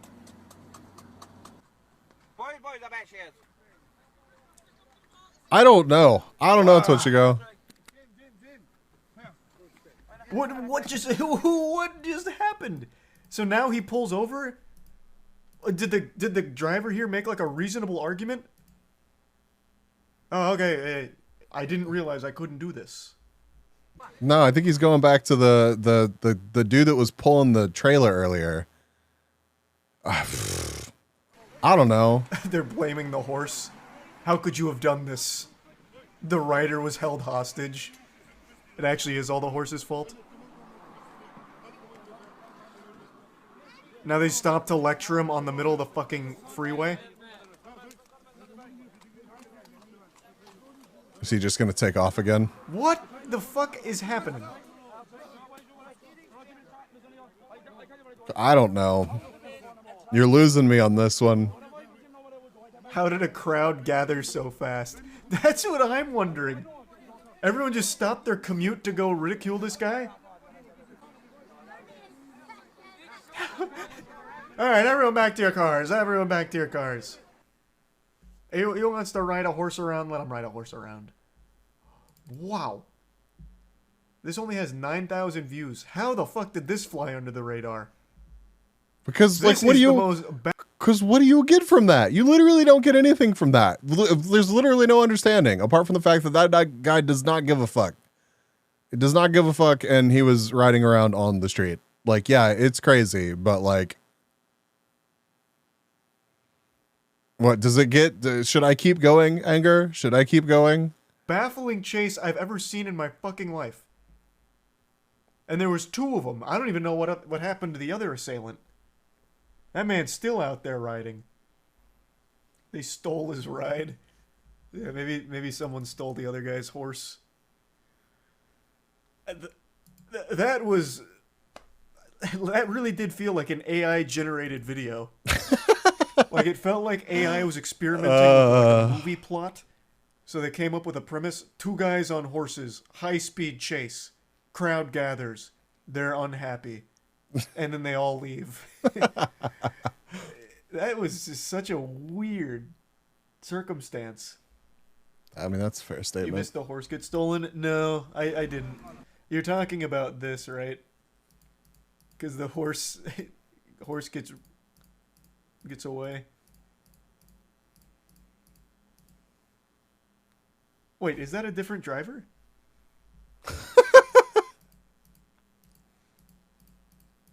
A different operator? Holy shit, his fucking horse got stolen. How in the... What the fuck? No, wait, it could have been the first horse guy. Like, maybe the other horse guy caught it. Nope, the other horse guy is not wearing a blue jacket. Oh my god. Holy shit, that man just got horse jacked. That shit got yoinked. Imagine getting horse jacked. So confusing. Where does he come from? Okay, so now that's where the switcheroo happens. We don't know if it got stolen, though. Commotion. I don't know what the fuck is happening. So he rolls up. And then he and then that's where Blue Jacket guy comes in. Yeah, it actually is like a Red Dead online server. Yeah, they must have known each other. Getting horse jacked would save you a ton of money. I mean, I guess there is that. Insert joke about jacking a horse. Please don't. That explains almost nothing. Like, the apparatus is still very silly, but okay. yeah, I mean, that still explains nothing. Like what it's normally used for. That answer is there no. Is there a fucking payoff? Is there some kind of clarification? Is there something else that we're missing here? Because I'm still not like, I still feel exactly the same as I did a minute ago about this video. It's just like, we just don't know what the fuck is happening. Questions about this whole situation. We learned nothing. Irish Okay. Travelers from the same group who organized an illegal horse race. Okay, okay, that I could make sense of to some level. I still have a multitude of questions, but You're it, like, not gonna that's get an answers interesting about premise that does answer like about an some old as base shit ones of video. why It's harness racing. If you want to Google How it. do you determine a winner here, though? And why are they getting mad at him?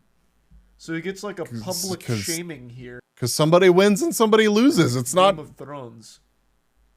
If they all If this really is a organized race, together, harness why are racing. they all of a sudden mad? Because they were they were betting. Oh yeah, Well, this sure guy enough. won. Like the other guy, he had a DNF. He didn't even fucking qualify. He was out fucking 10 minutes ago. Yup. The police actually seems to have apprehended this That, man. that makes sense then. He got busted. That makes sense then. This was literally just like a race, and that's why there was a. That's why there was a trailer there for the horses or whatever afterwards.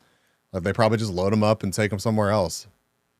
Like, I'm sure they're not supposed to be out on the road doing this dumb shit. Like,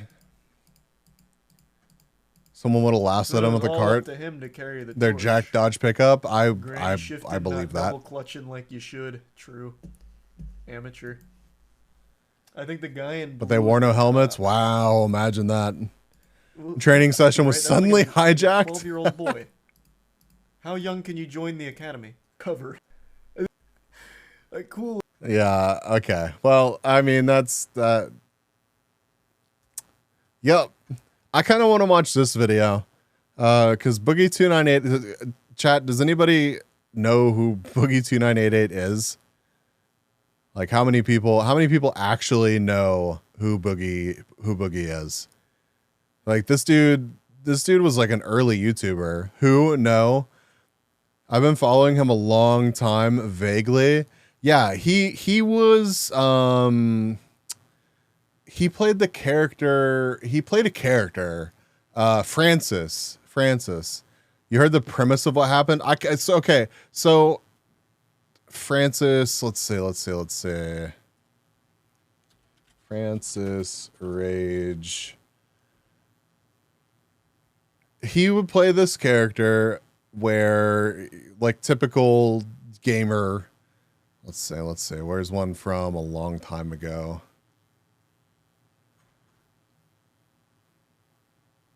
From 5 years ago. Giant fat ass! You're the fat ass! No, you're the fat ass! You're the fat. So basically, you really don't have to watch any more than that. The character they would play would just be like extremely over the top, loud as funny, like early YouTube, just yeah. Oh, now I recognize this speech and body shape. Yep. Didn't he threaten someone with a gun at one? Not only that, okay, so like somebody was harassing him, Wengler, but he walked outside to confront him instead of just calling the cops, and then discharged the gun into the fucking air. Like, didn't shoot it in the ground, didn't just stay his ass inside and call the police and let them handle the person that was trespassing on his property. He decided to act like a badass. Yeah, a warning shot like the movies. Like completely disconnected from reality. He lived in a fucking neighborhood. Just like a normal suburban neighborhood. Yeah, movie rules. Surely that's not going to fall down and fucking kill somebody. So yeah, he got in quite a bit of trouble because he walked the fuck outside and literally shot the gun in the air. I think we can probably find it pretty easy. Boogie shoots gun.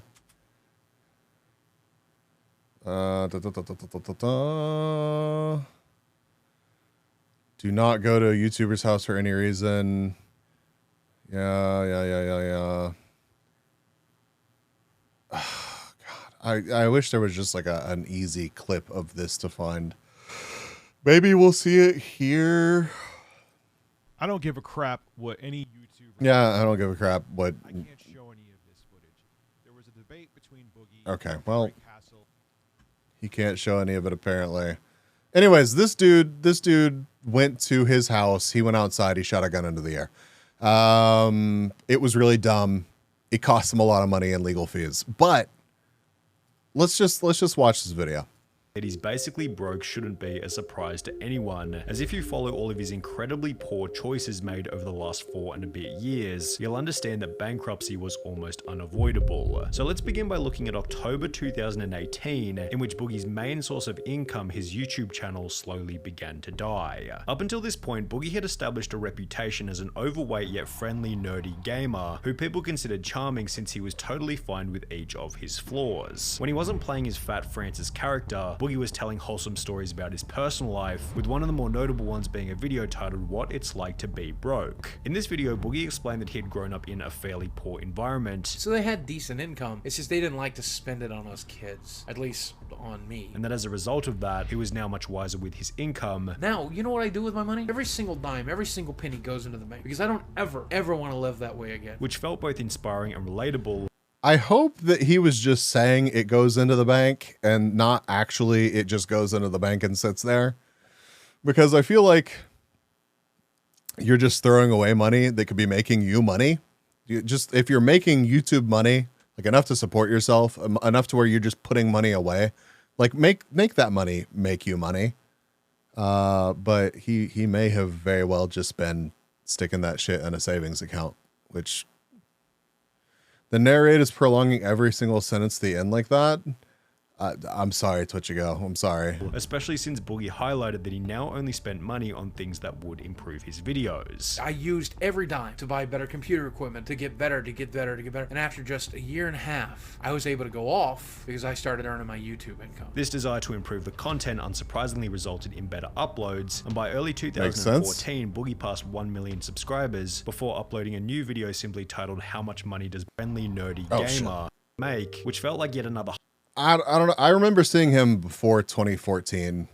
Like it had to have been like 2011 or so. I feel maybe I'm misremembering. But Boogie has been on YouTube for a long time. Wholesome yet modest upload, which had clearly been made with the goal of helping his audience. I want to make sure you have the tools in mind so that you fully understand how much income we already have coming in and make an educated decision of whether or not you ever want to participate in that kind of thing. Boogie went on to politely imply that he was making over $100,000 per year from YouTube, which didn't include third-party income like Patreon. So let's take, for example, a YouTube not channel bad. similar to mine that's bringing in 10 million views per month. If a YouTube channel is bringing in 10 million views per month, divide that by 1,000, you've got 10,000. To multiply that by $1, and you'll have a really good idea of how much ad revenue that channel's bringing in. And that if you counted his YouTube channel as an asset, he himself was worth more than $1 million. Boogie, are you a millionaire? Well, it depends on how you calculate millionaire. If you include my YouTube channel as it is, yes. After 3 more years, I'll have earned by then $1 million total in YouTube ad revenue. This was followed by Boogie reassuring his audience that all of the money was being used wisely. The majority of the money we make goes into the bank. We do not live very large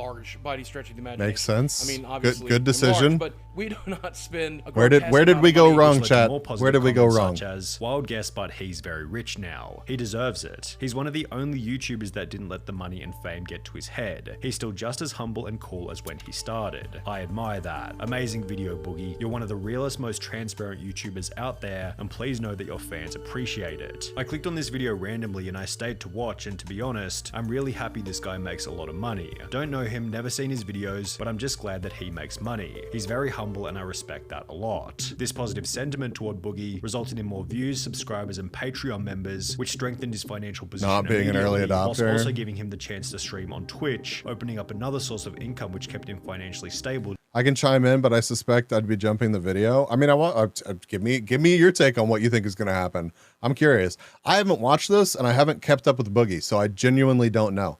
I know about the legal troubles, like with the gun incident, but I really don't know.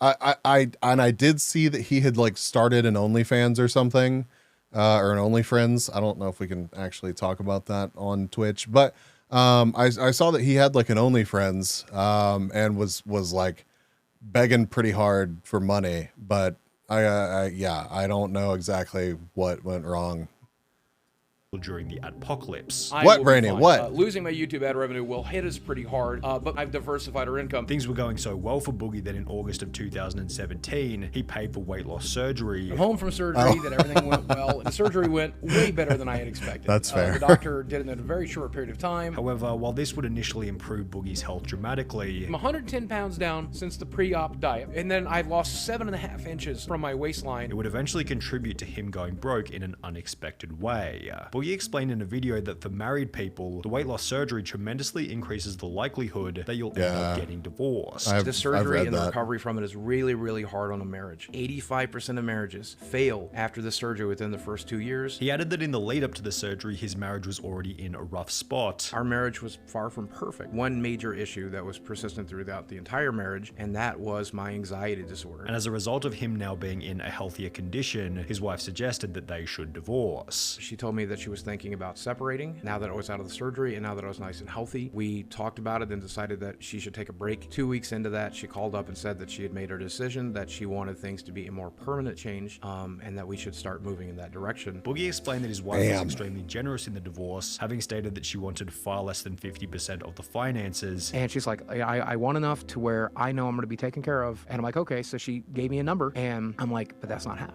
More It wasn't half of what we were worth. It was less. It was less. However, as a result of the law, Boogie ended up giving her half of what he had anyway. She's legally entitled to 50% of everything we own. You make sure it's half, so she has no recourse moving forward. While Boogie's financial position had taken a pretty substantial hit, his audience was still cheering for him with comments such as, "I hope this is the birth of a new Boogie, a healthy Boogie, no baggage, just a happy, healthy, outgoing Why are you throwing stuff at me out there? After his marriage would officially come to an end, the opposite of this happened. My brain is kind of in a situation where it's just chaos all the time. It's just chaos. This emotional stew in my brain all the time of positive feelings, negative feelings, numbness, frustration. Chat, how do you feel about creators bringing like all of this into their content? Genuinely curious. Is it like something that would drive you away from their content, or do you appreciate them, sharing what's actually happening in their lives? Keep in mind, this dude's whole like deal up to this point has been like, I'm approachable. I'm just like you, chat. So like, it's not really off brand for him to share what's happening in his life. Pain. Yeah. If it was you, then I would listen. Well, thank you, Brainy. Essentially, the gastric is a big mark for the channel. I'm in his stomach. Yeah, for sure. Yeah,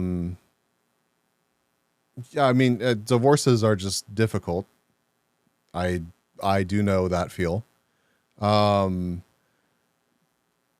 Yeah, I mean, mental health, especially whenever your job is to create content for other people to enjoy, that has to be an extremely difficult thing to go through, for sure. And anger, Not only had the split resulted in a massive blow to Boogie's mental health, but throughout the process, the storytime rambling videos, which were once uplifting, inspirational, and designed to help his viewers, began to feel like they were being made with the goal of receiving sympathy pity from the audience. Yeah. Additionally, Boogie's positive can-do attitude, where he wanted to I feel like giving your community updates on what's happening and where you're coming from may be appropriate depending on your brand, but I also don't feel like it can be an every video kind of thing. If that's what your channel turns into, I don't feel like that's a very healthy place to be. invest his savings into making excellent content for the viewers, had transformed into this complete lack of confidence for the future of his channel. And I'm not smart enough to be able to figure that stuff out. I'll never be good at titles. I'll never be good at thumbnails. I'm not even that good at video creation. Leading him to develop an attitude of just wanting to get by as opposed to... Oh, that's so hard to hear. You just can't like say... You just can't like say shit like that. Like, I'll never be good at, or be like so dismissive of the content that you create for your community. I mean, it just feels that just feels like you're doing like a disservice to yourself and the people that enjoy your content. I don't know. That's just real weird. It's a real weird take.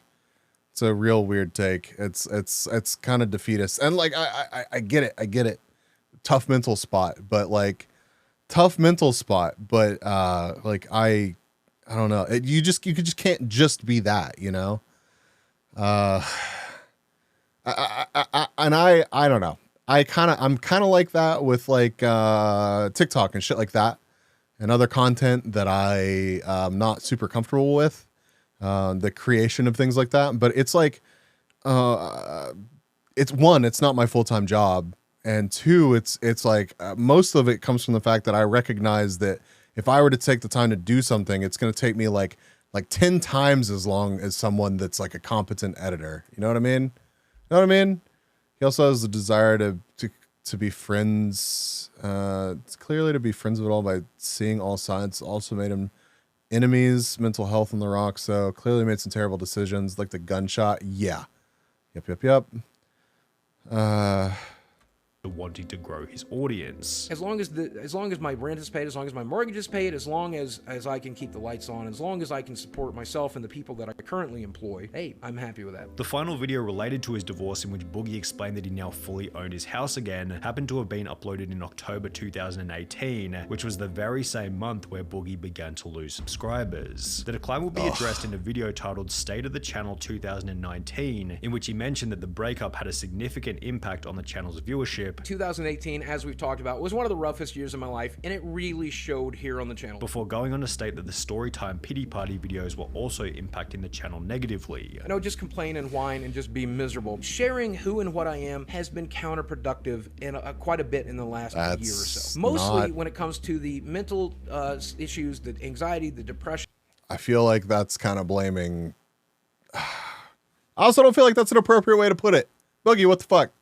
Stuff like that. Boogie would conclude the video by stating that he was very excited about the future. I'm feeling a lot better. That's good. And I'm very engaged and excited about what we will be doing here on the channel. However, only 3 days after this video was uploaded, a now infamous mega thread would be posted to Reddit, which would go on to significantly impact Boogie's reputation. It was titled The Hidden Truth Boogie Doesn't Want You to Know, and it featured over 5,000 words, showcasing that Boogie wasn't exactly the nice guy he tried to portray. The thread brought up topics such as his behavior on stream, various edgy comments he had made over the years, as well as the way he acted in his marriage, with commenters stating this document is up there with the Constitution and the Magna Carta. However, the thread was posted to a fairly unknown subreddit, and if Boogie had simply ignored the thread, people likely would have forgotten about it, although this isn't what would happen. He apparently did Boogie not. instead decided to wage a war against the person who began the mega thread. I started a war. This guy has been coming at me for 5 years. Before going on to complain about the criticism in countless different videos. This subreddit has been actively attacking me and going through everything I've ever said and ever done on the internet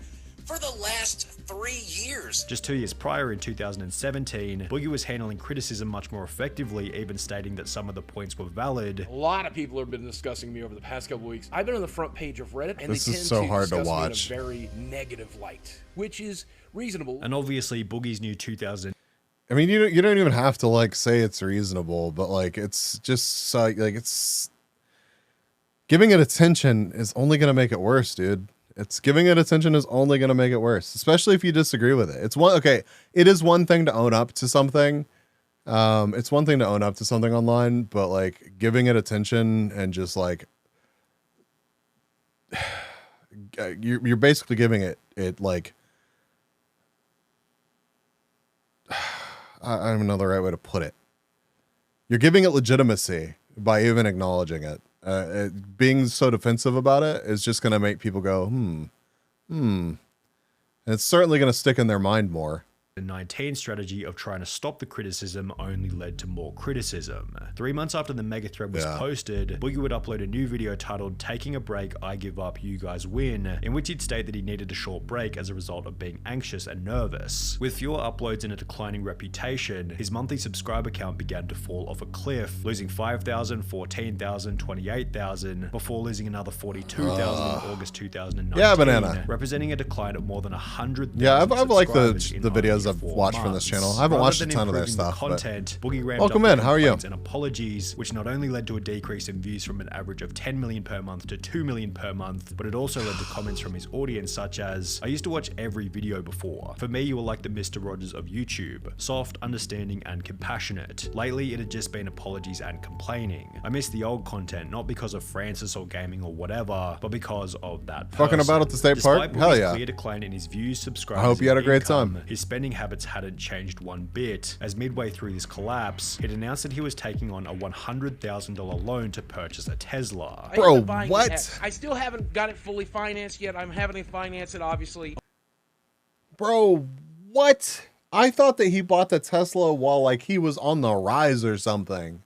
I didn't think he bought the Tesla when like he was hemorrhaging subscribers. You went from 10 million views a month to 2, and you're out there financing a $100,000 Tesla? Like, unless your bank account looks insane, what the fuck are you doing? Wait, Francis was the Mr. Rogers of the internet? Well, not all of his, I mean, that is good point. But most of his content wasn't Francis centric, I believe. I never really like really followed his content, but I would peek in occasionally. And most of it was not the character Francis. Yeah, side character. Boogie was the soft spoken. Yeah, exactly. Banana knows what's up. Oh my God, I just put myself $100,000 in debt. My car payment's $1,700 a month or something.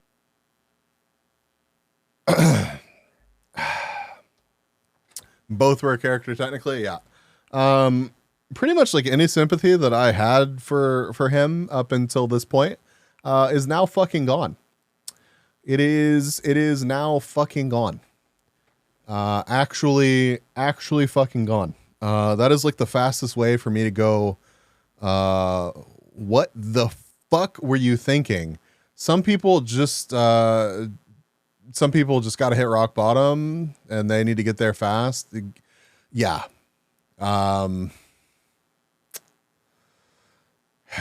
He's living out post-graduation Masters of Arts over his car purchase, right?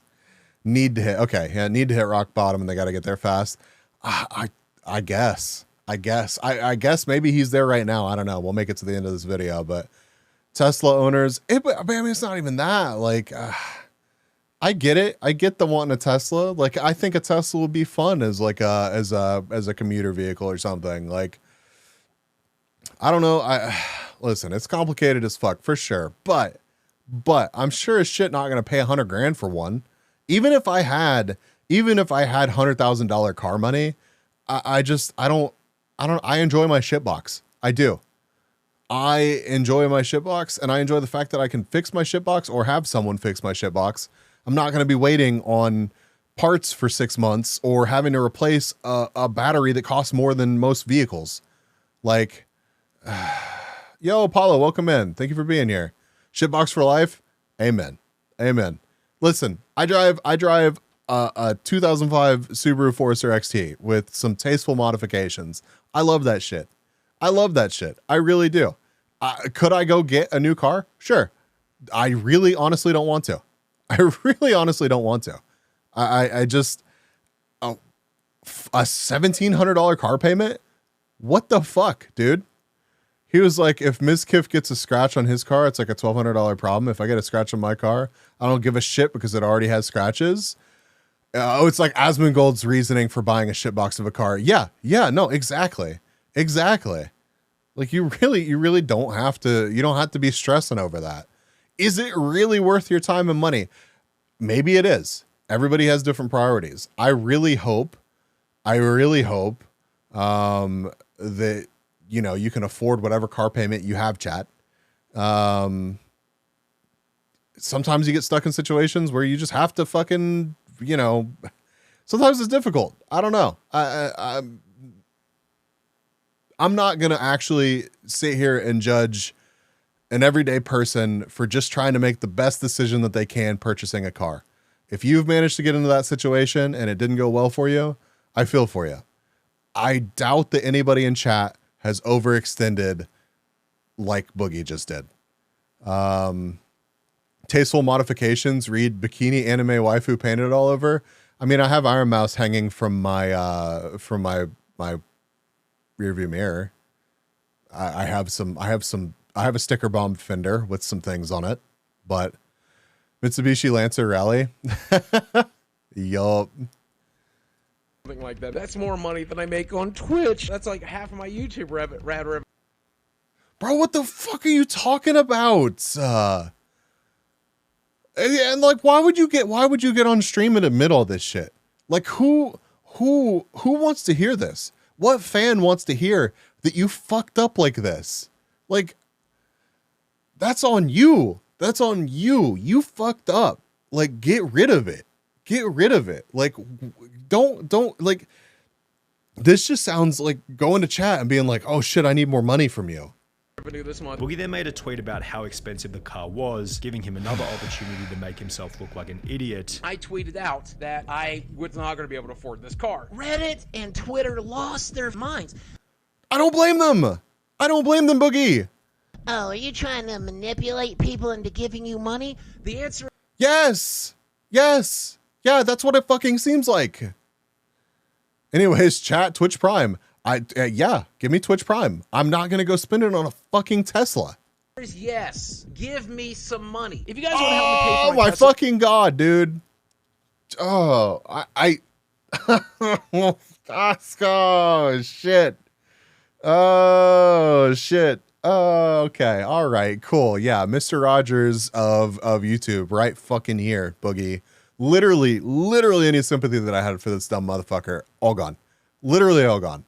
so please go ahead and dig deep. I sure would like a free Tesla. Reach down in your pockets and give me $100,000 tonight. Which becomes even worse after he'd mentioned that he still owed a bunch of money on his house. My house is worth $300,000. Of course you do. I still Of course owe you do, $200,000 Boogie. in the house. And then he knew. If you owe $200,000 on your house, why did you buy a Tesla? Like, what? Buy a Tesla Hot Wheels car, right? Crack and I agree. I'm sorry. I'm sorry. I'm raging right now, chat. I'm sorry. I did not think that this video was going to be triggering me like this. I really, you sent me a more exciting vid. Okay, I'm here for it. Hold on. Copy link. It's probably going to be loud as fuck. I'm sorry, chat. Never mind, it downloaded it. How did I do this earlier? Copy message link. Okay, here.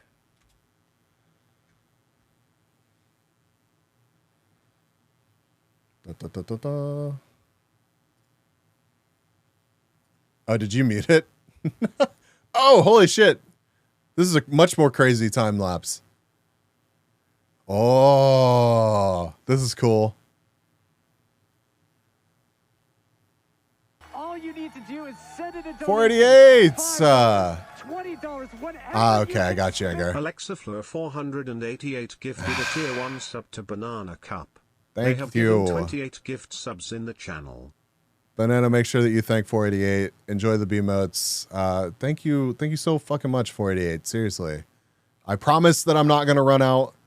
I promise that I'm not gonna run out and spend this shit on a Tesla. Also, wait, well, Paula, did you somehow prime or sub or something and it didn't give me a notification? I swear to God, when you showed up, you did not have a sub badge. Now you have a sub badge. 2 hours and 45 minutes for that. It looks like it might be the right scale too. That scaling might actually be spot on. But yeah, no, Apollo, if you did, thank you. Thank you very much.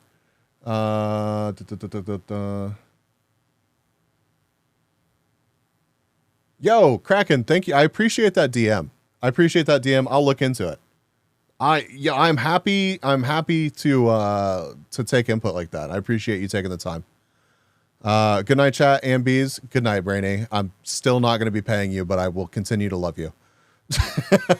Rest well, Brainy. The size looks good. Okay, I'm interested to see how this works out. Okay, all right. Back to being pissed off at Boogie. God. Okay, all right, Boogie. All right. Knew the Tesla was going to decline in value over time. But that car is just going to get cheaper and cheaper and cheaper as it goes. In the year that followed, Boogie's Patreon members almost halved from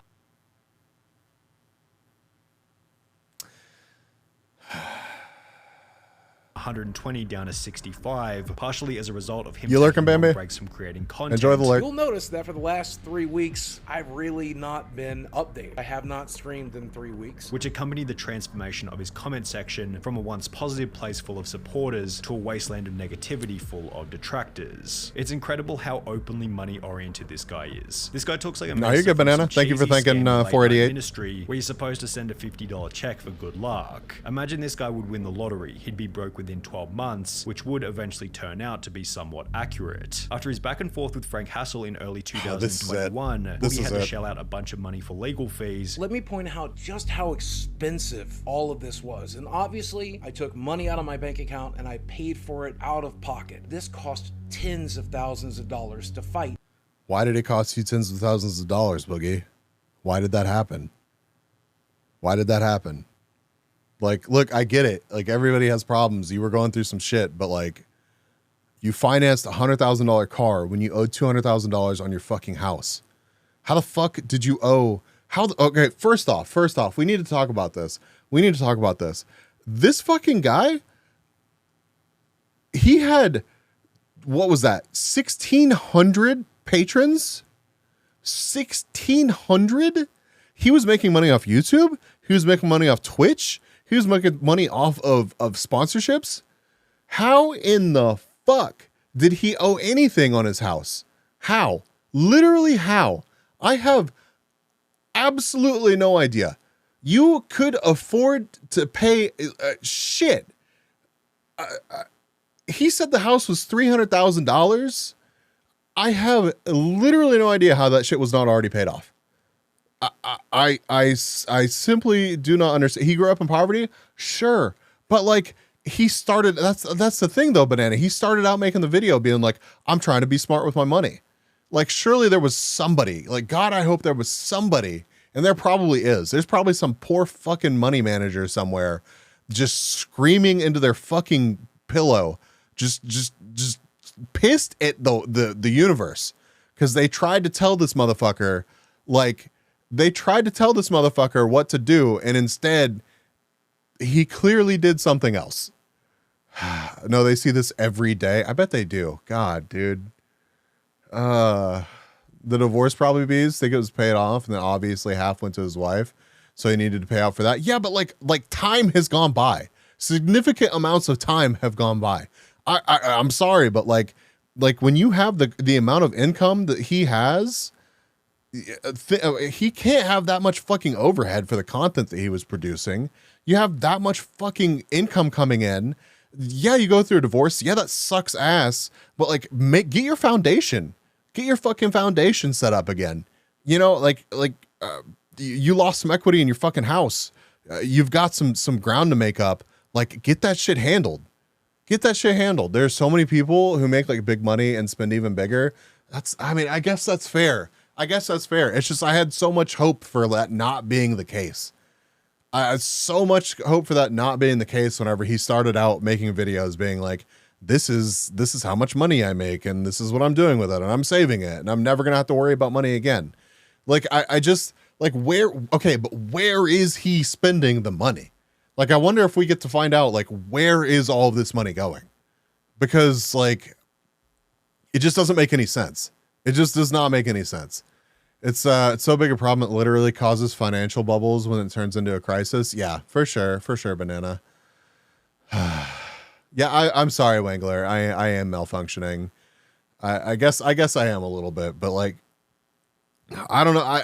It's just crazy. It's just crazy watching somebody that like seems to be thinking about this properly go from early video Boogie to like what we just saw.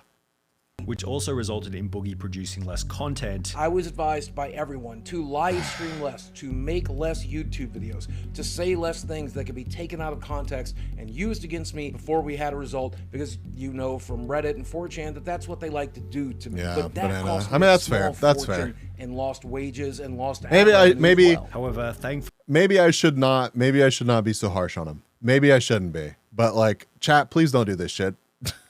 Please don't finance a $100,000 car. Just please don't. Please don't. Okay. he overspends on his cards. Hobby too. Impulse purchases are high. Percentage of major league athletes that go bankrupt in their 30s is staggering. I can believe that. I mean, I'm fine to laugh at him for being a moron. You're no fun. Fully, according to a video titled "I Am Finally Rich: How Crypto Made Me Rich." Never mind. Fuck this guy. All right. Okay. All right. I take that back. I take that back. I take that back. If this motherfucker did not sell, if he lost the money that he's referencing in this thumbnail,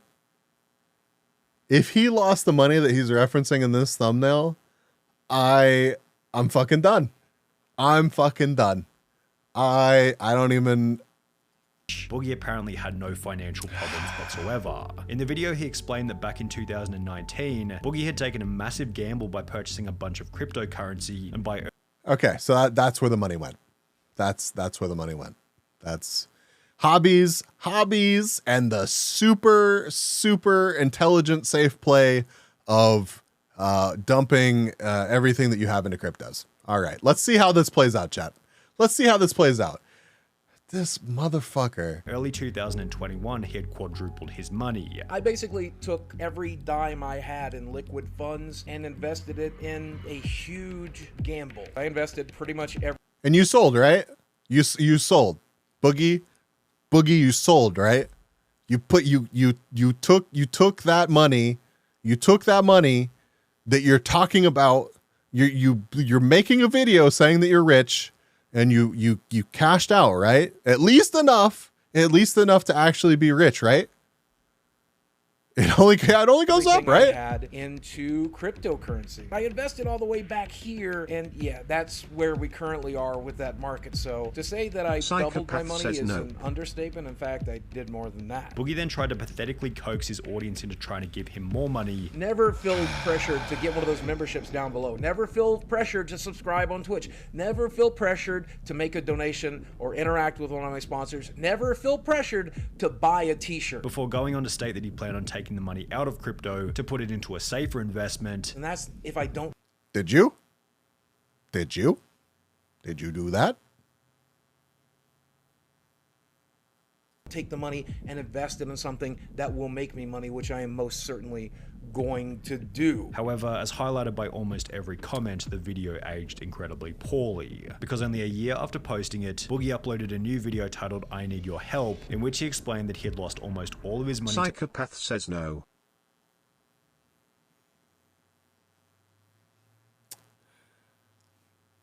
Oh boy, this FTX thing looks great. Boogie says, diamond hand total. Listen.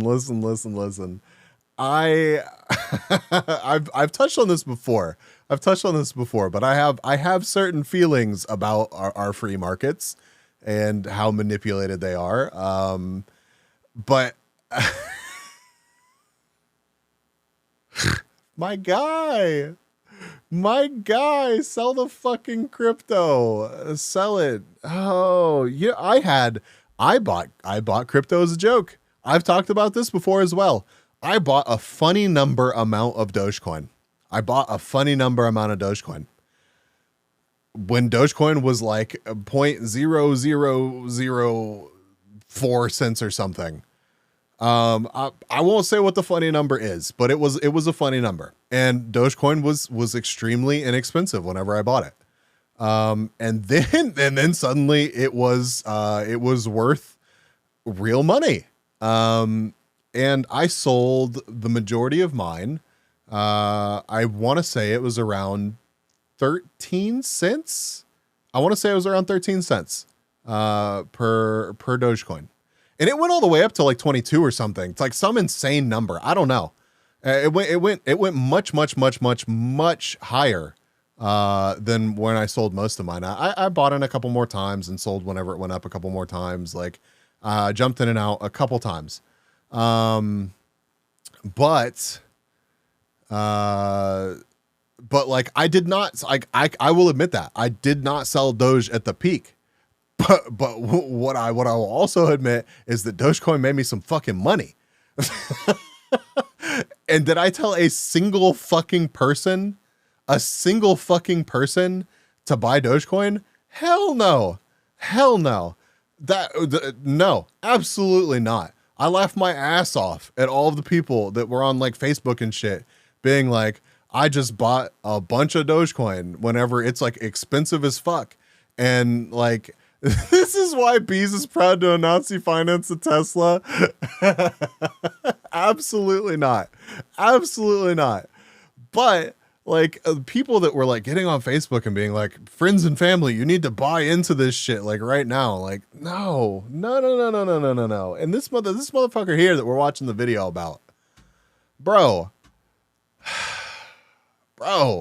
please to the crypto market and now require donations from the audience. Well, this is a video I've dreaded making. You know, I spent a tremendous amount of money on dumb things. But the biggest issue is that I had a nice big nest egg, but I put my money in the crypto market in the wrong section, and I pretty much lost most of it. This is the most I cannot. People announce this shit because it's a pyramid scheme. It doesn't go up unless you trigger other people into buy it too, I guess. Yeah. What up? What nerdy? What? Did I ever tell you that I had a pet termite that I named Clint? No. How was Clint? Clint eats wood.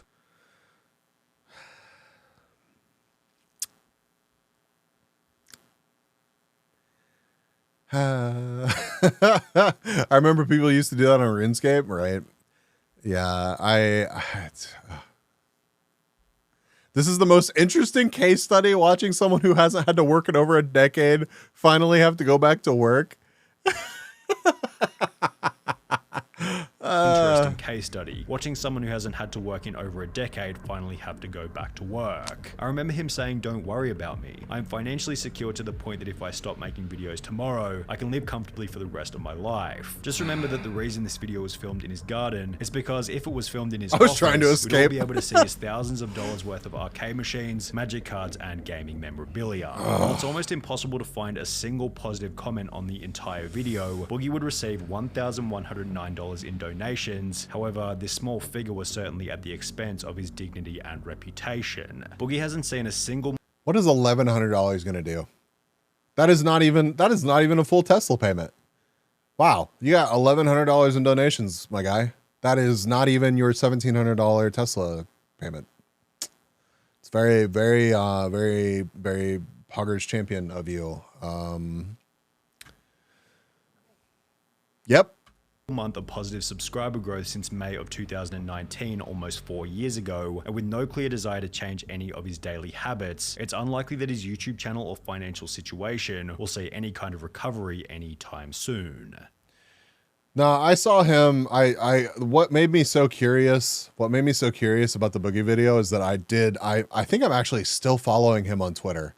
I think I'm still following him on Twitter, but I saw him like pushing his OnlyFriends, which kind of like blew my fucking mind. But I mean, hey, you know, it's not for me. I'm not gonna go to his OnlyFriends. But it is something. I figured that shit had gone real sideways. Real sideways if that was where he was. It's one thing. It's okay. You've either got your Markiplier OnlyFriends. You've either got your Markiplier OnlyFriends situation where you're like,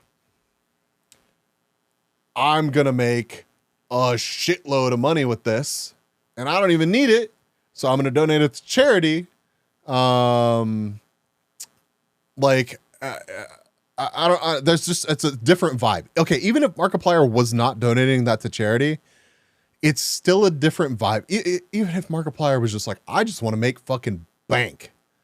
Not self-promo, just want feedback. But I mean, that's self-promo, man. Like, if you want feedback, then hop on the Discord and like post your shit. And if somebody there wants to be like, I'll take the time out of my day to watch this, then that's cool. But like, if you show up in chat and post links and stuff, like that is literally self-promo. Like, there's just not really a way around that.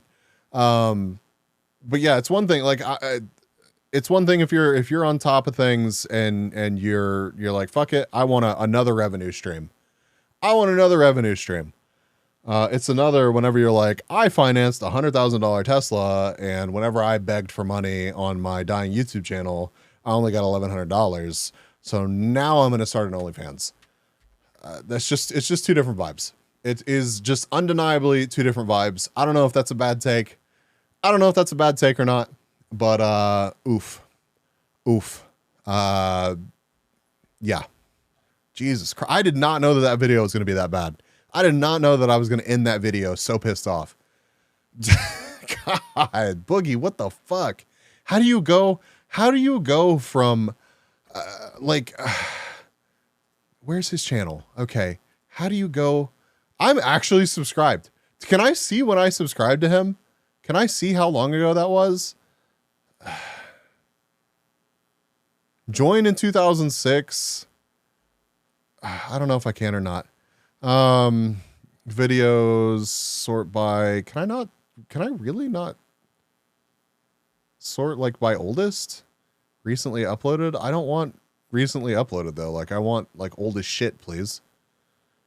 I think there is some place that info is visible, but I'd have to look. If you happen to know, then I would check, but I feel like there's enough fat old dudes in real life that you really don't need to sign up as OnlyFans. I imagine a lot of it's just a morbid curiosity because like me, Boogie's nostalgic for me. Like he really, I mean, he signifies a different, like he makes me remember a different time in YouTube history. You know what I mean? Oh, God. There's so many videos. Like why can't I? Same, he reminds me of the days like the TGS podcast.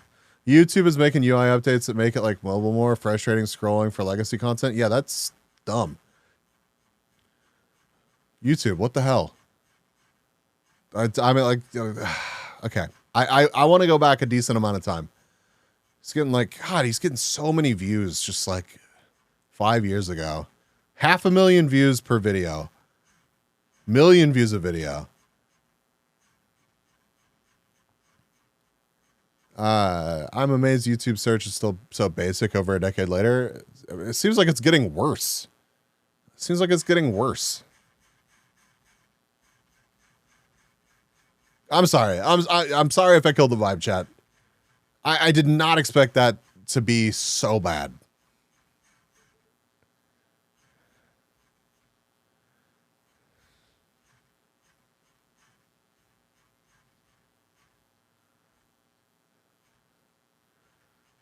Fuck, I mean, even 7 years ago, he's just now hopping on Twitch.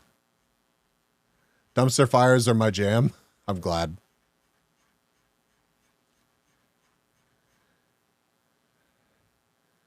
Ice bucket challenge in slow motion. I don't need that in my life. 8 years ago. I only find it hard to watch when it involves, oh, for sure, Banana. Speaking of which, though, I kind of wanted to watch that. Has anybody watched the Illuminati PETA video? How rough is that one? Have you seen it, Anger?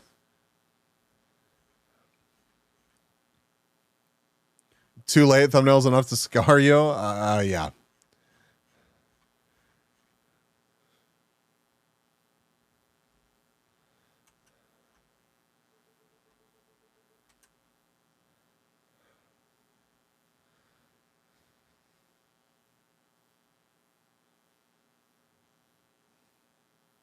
You go take a pee while it's in a job. I don't want to leave y'all, so.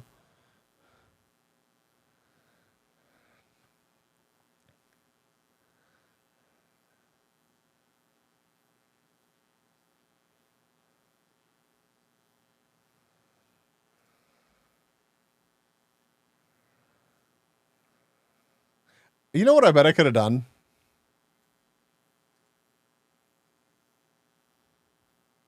Yeah. I could have literally just done this. No computer session. Are you guys still here? Yeah. I thought you guys were leaving. No. You know I'm raiding. I'm not going to be able to... Thank you for the posture check. Yeah, you still have pizza in the fridge. We'll be fine.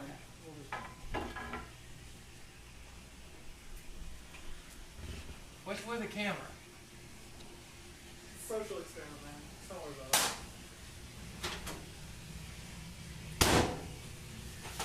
Where's my Mountain Dew? What are you talking about, man? No, where's my Mountain Dew? I keep it in the microwave. I know you have... Do you see my glass? I'm raiding in here, and I don't have any Mountain Dew. Like, I saw some Mountain Lightning earlier. Where did you hide the Mountain Dew? Where did you hide it? But how do you go from being like this self-aware, like this self-aware, 360p glorious? Yeah, very, very much glorious. How do you go from being this self-aware to whatever the fuck is happening now? He has plenty of videos on that subject. He basically was in perpetual pain. Yeah, I'm sure he was. I'm sure he was. We're getting ready to go! It's like, there's some Faygo in the fridge, man. I don't want any fucking Faygo! You cure the Faygo! Do you look like I'm thirsty for Faygo? Are you thirsty for Faygo? Yeah. Are you thirsty? It's delicious! I just don't understand. Legion, welcome, welcome. Bees, I who have awakened. Hello. Hello. I'm just losing my fucking mind over Boogie. All right. Enough Boogie. Jesus Christ. Okay. How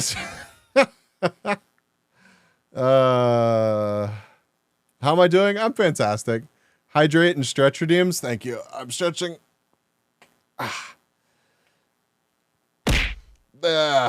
Throwing shit at me, highly up. I don't think I ever would have understood that. What do you mean? What do you mean, McLennan? And hydrate. Where is my hydrate? Not that one. This one. Okay. Whew. What do we watch now, chat? It's already 10:12. How is what's happening over here? I'm curious.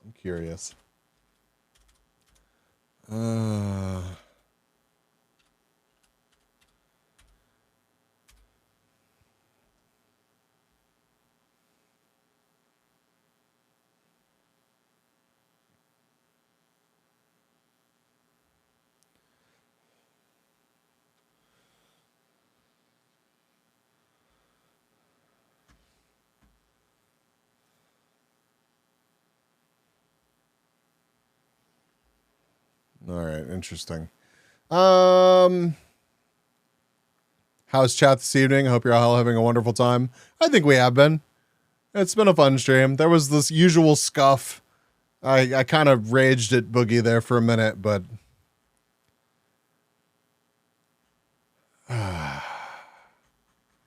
Jesus. But at old Boogie's size, like every part of your frame must be strained constantly. Oh yeah, definitely. Definitely.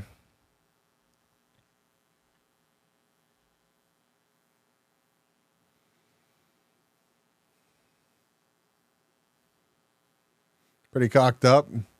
Thanks for asking, Legions. Your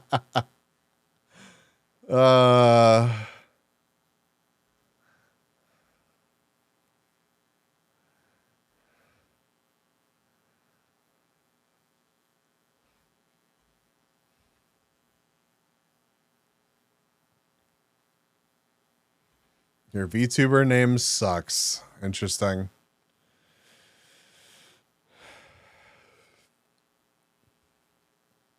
B-Scuff's normal for all streams? I guess there's that. There was something else that I wanted to watch. I'm trying to remember what it was.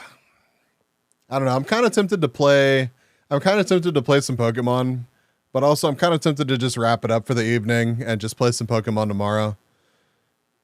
People underestimate how hard it is to even walk. Oh god, yeah. Yeah.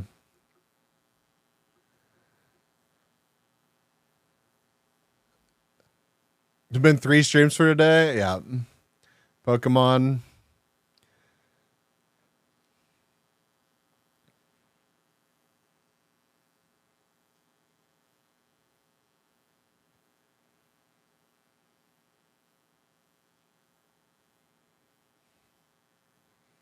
One bad influence Boogie had after his divorce. Oh, God. Yeah. I'm not surprised that they didn't even touch on that. Not surprised.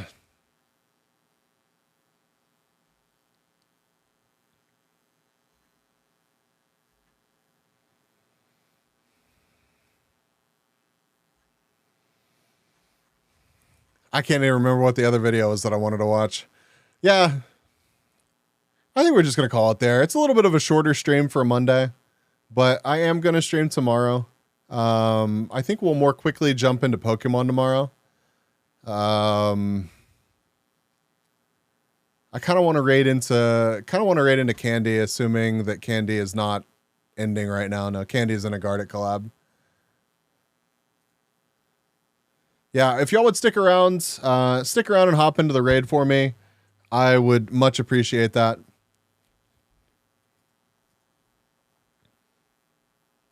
I think we wanted to continue the rabbit hole from Friday's Mark Rober videos. I mean, we could. Okay, I'm gonna put up a poll. We could watch some more of those scammer videos. It's early afternoon here, so Candy should be online. Oh yeah. Candy. I think Candy's for sure. Candy's been keeping kind of weird hours though.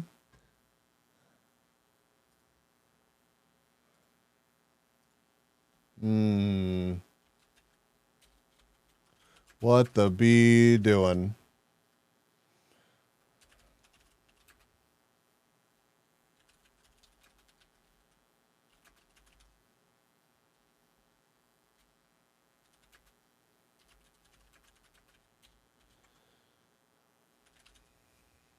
I'm just curious how many people are going to vote.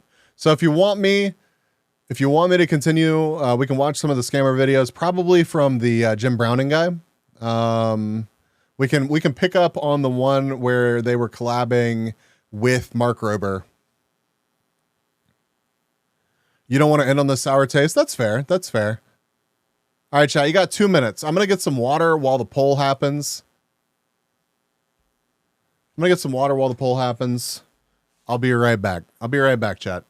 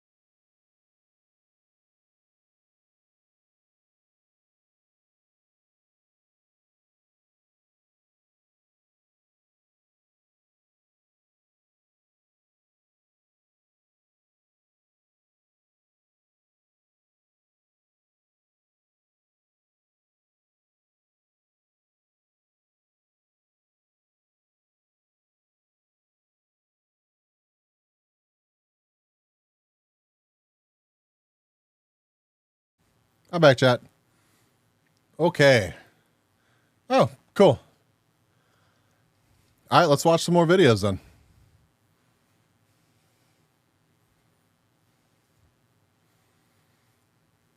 I'm here for it. So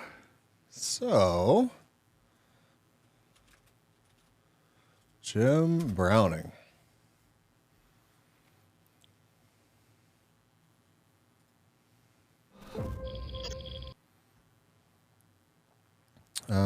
Let's go to videos.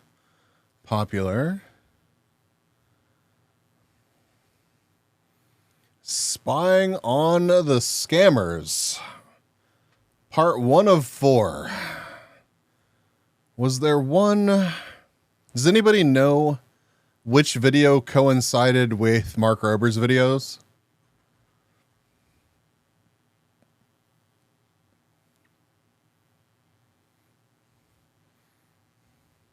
I'm already happy it's no. You really don't like the Sunny V2 videos, Twitchigo?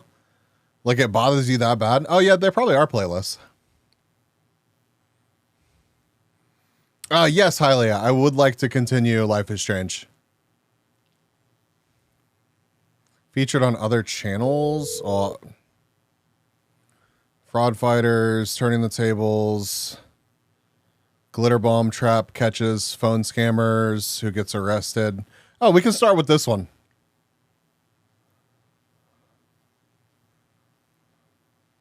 Or wait, no, this is a Mark Rober video. When was this? How long ago? You've probably received a lot of spam. This was a year ago. Okay. Ma'am, do you think that we are working? He's prolonging the sentence and has British accent and it's double suffer. Weird coincidence. I just watched a new Trilogy Media video about scammers. But forgot the channel name. It may be linked in the Mark Rober video, actually, now that... Ma'am, do you think that we are working out? You've probably received a lot of... Let's say.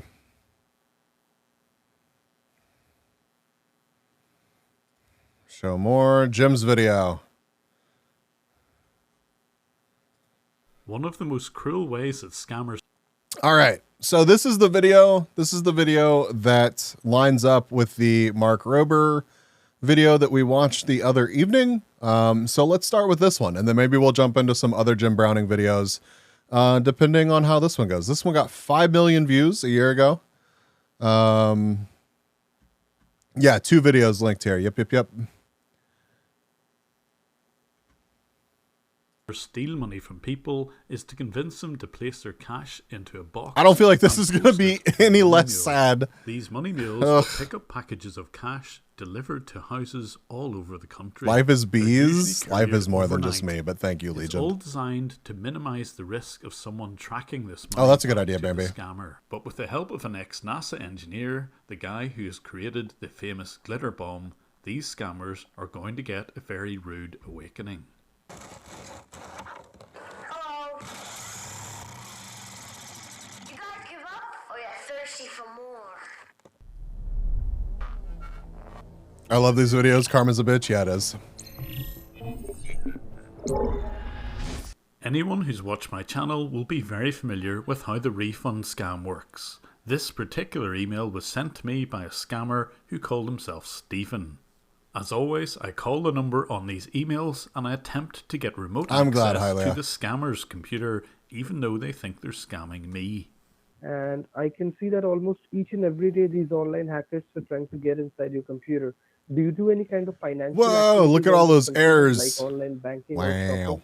So as Stephen was inquiring about those important things like my online banking activity, I was reversing the connection. And as I watched him scam other people, a few things became very clear. Firstly, the emails seemed to work, albeit they changed the phone number now and again, and eventually victims would log into their online bank accounts to get the promised refund. And after they manipulated the bank pages, Stephen and his pals were particularly keen to get their victims to put money into a box and send it through the mail. So when I saw a scammer showing his victim where her nearest FedEx print center was, it meant only one thing. She was just about to mail some cash. When I got in touch with the victim, whose name is Tracy, she explained to me what she saw happen. They were supposed to give me a refund of $300, and when I put it in the computer, I mistyped it as $13,000. So I had to send money back to them, $12,500. It's got to be so hard to convince these people too. I'm hoping you haven't sent that money. I have sent it. It seems I may have been just too late. She had already mailed more than $12,000 to another address in New York. I sent it early this morning. How do I Was it stop early this morning, was it? I just thought it was just this minute. No, I sent it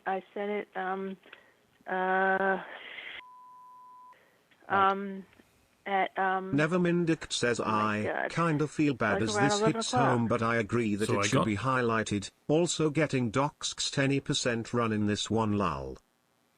Yeah. It's I mean, it should be highlighted for sure.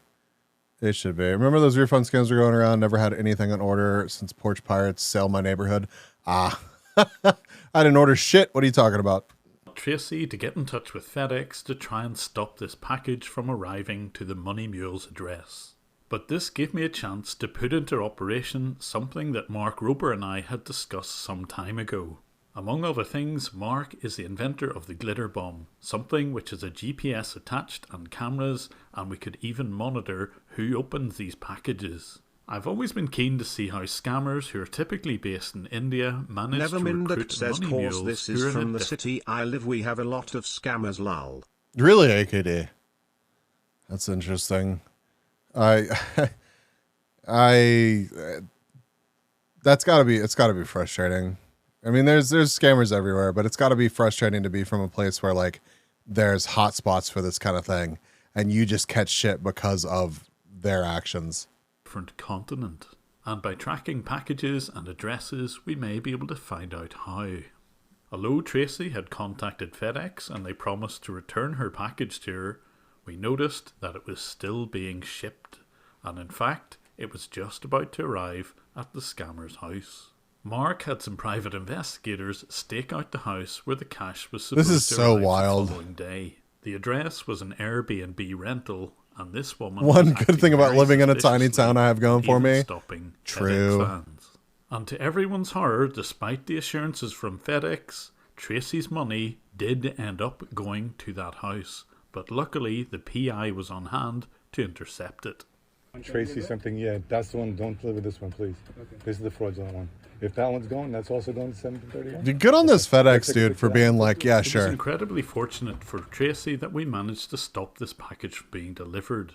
But we also spotted a second package for the same address, this time for a woman named Phyllis. We had managed to stop 2 victims from being scammed. Nice. We were able to trace this second victim, and she too has her money back now. When the money was safely returned, it was our chance to send a second package, this time with a glitter bomb. We still didn't have the satisfaction of having one of these money mules open something that was going to cover them in glitter and fart spray. But things didn't quite go according to plan. I've left a link here to show exactly what happened with the second package that arrived at that address. But here's a little taster of what you can see in Mark's video. Hello. Poor guy. You guys give up or you're thirsty for more? Nevermindict says I know the exact options of the officers too, but I try to stay clear and they can't scam me. I just get them from the first question they ask. Be one But lol. as the glitter bombs were finding their targets in the USA, I was having Yeah, a I could closer hear. look at what was Yeah. going on in India. One thing I did know was where these scammers were located. When I first encountered them in June 2020, they were in this area of Kolkata. But shortly after the pandemic kicked in, they moved north of their original location. Interesting. They ended up in the Maniktala area of the city. I could tell I all wonder of this from why the Wi-Fi they relocated. information. Together with Google's API and these highlighted MAC addresses, I was able to get their location accurate to about 150 meters. Well, the way that it apparently works, Carlier, is that they get like an Airbnb. They get an Airbnb, and like they don't even like check into the Airbnb. They'll just like be waiting. They just like know when the packages are going to show up. Like they'll show up. They don't know when the packages are going to be there. They'll show up at the Airbnb. They'll sit outside and they'll wait for the FedEx truck to show up. Then they'll get out and be like, "Hey, you got a package for me?" And then they just take off. So yeah, it's they're never receiving the packages at the same places. They use burner Airbnb accounts, and it's never the person that made the reservation that's actually showing up at the Airbnb anyways. So that was where they were, but what about who they were? I got a bit of a hint whenever I saw the scammer update a Facebook page of a woman. I could see that her husband was named Rafi, so this was likely to be Stephen's real name, but obviously I can't be 2 friends, hell yeah. And what I also knew was that Stephen didn't work alone. He would regularly receive a spreadsheet of phone numbers of potential victims in the USA. The data included full names and addresses, and most importantly for the robocalls, their phone numbers. On a typical night, there would be 7 or 8 agents fielding calls from potential victims, either by email or from robocalls. They would make thousands of phone calls. Here you can see over 100 calls per second with just 7 people. And it's so lucrative that the money mules, they'll get between $75 and $100 per pickup. And then the managers or supervisors or whatever the hell they call them, I think they got a percentage cut. I think it was like 10% or something wild. So like a lot of money, because most of these packages had like, at least the ones that they mentioned had $10,000+ in them. Manning the phones. A close look at the audio files being used in their automated dialer showed that they were involved in multiple types of scams. They would pretend to be Amazon, Microsoft, and make phone calls to the UK, USA, and Australia. This is Telstra Technical Department. We are hereby to Australia, inform you interesting. that your internet line will be terminated from today onward. To fix up the problem, please press 1 to connect with Telstra. If you wish to disconnect your internet, press 2. This is Amazon. This call is to authorize the payment of $799 for your recent order on Amazon for Apple iPhone 11. If you did not place this order, then please press 1. And speak to our representative, thank you. And it would take thousands of phone calls before they managed to get any victims. I get it though. Like if you're not used to the internet or e-commerce and you get phone calls like that about your Amazon order, you're like, holy shit, what do you mean $700 order? And although I would warn anyone that I saw being scammed, Brian, why do you assist the scammers? Oh, how low you fell. So it true. Was on a different computer that I couldn't see. And one evening, I spotted Stephen logging into a victim's computer I believe that, Carler. using a remote access software called UltraViewer and AnyDesk. It turned out he was trying to find out what happened to some cash that he'd managed to get a victim to send through FedEx. He opened the victim's email so that he could read the correspondence. At this point, the victims were still unaware that the scammers had access to their computer, but he still carefully locked the keyboard and mouse and blackened the screen so that he couldn't be seen reading their emails. It was clear that the victims had shipped a package more than a month earlier. Oh shit. But when I looked to see what happened to this package, it seemed that it had been seized by the police. It's illegal to ship cash this way, and there are procedures to detect cash being sent by mail. But the scammers would have already known that this money was seized. Gotta watch the video of the time Jim got scammed and the channel deleted. Was going. This is why they were looking at the emails. May have to do that, Legion. Maybe we'll watch that next. Thanks to their nosiness, I now knew the person leading the investigation. Through this investigating agent, I was able to get in touch with the people whose computer was being accessed by the scammers. I was also able to give them all the information that I knew about the people who had scammed them.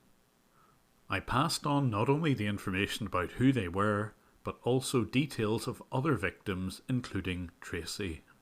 But God, this imagine getting that investigation email. was about much more than sending glitter Mother got a bombs to scammer runny once that hung nose. up on her. I really wanted Told to them that she wasn't understand how allowed they to use the recruited internet. It was people in the hilarious. USA, and if there were any weak points other than intercepting the money itself.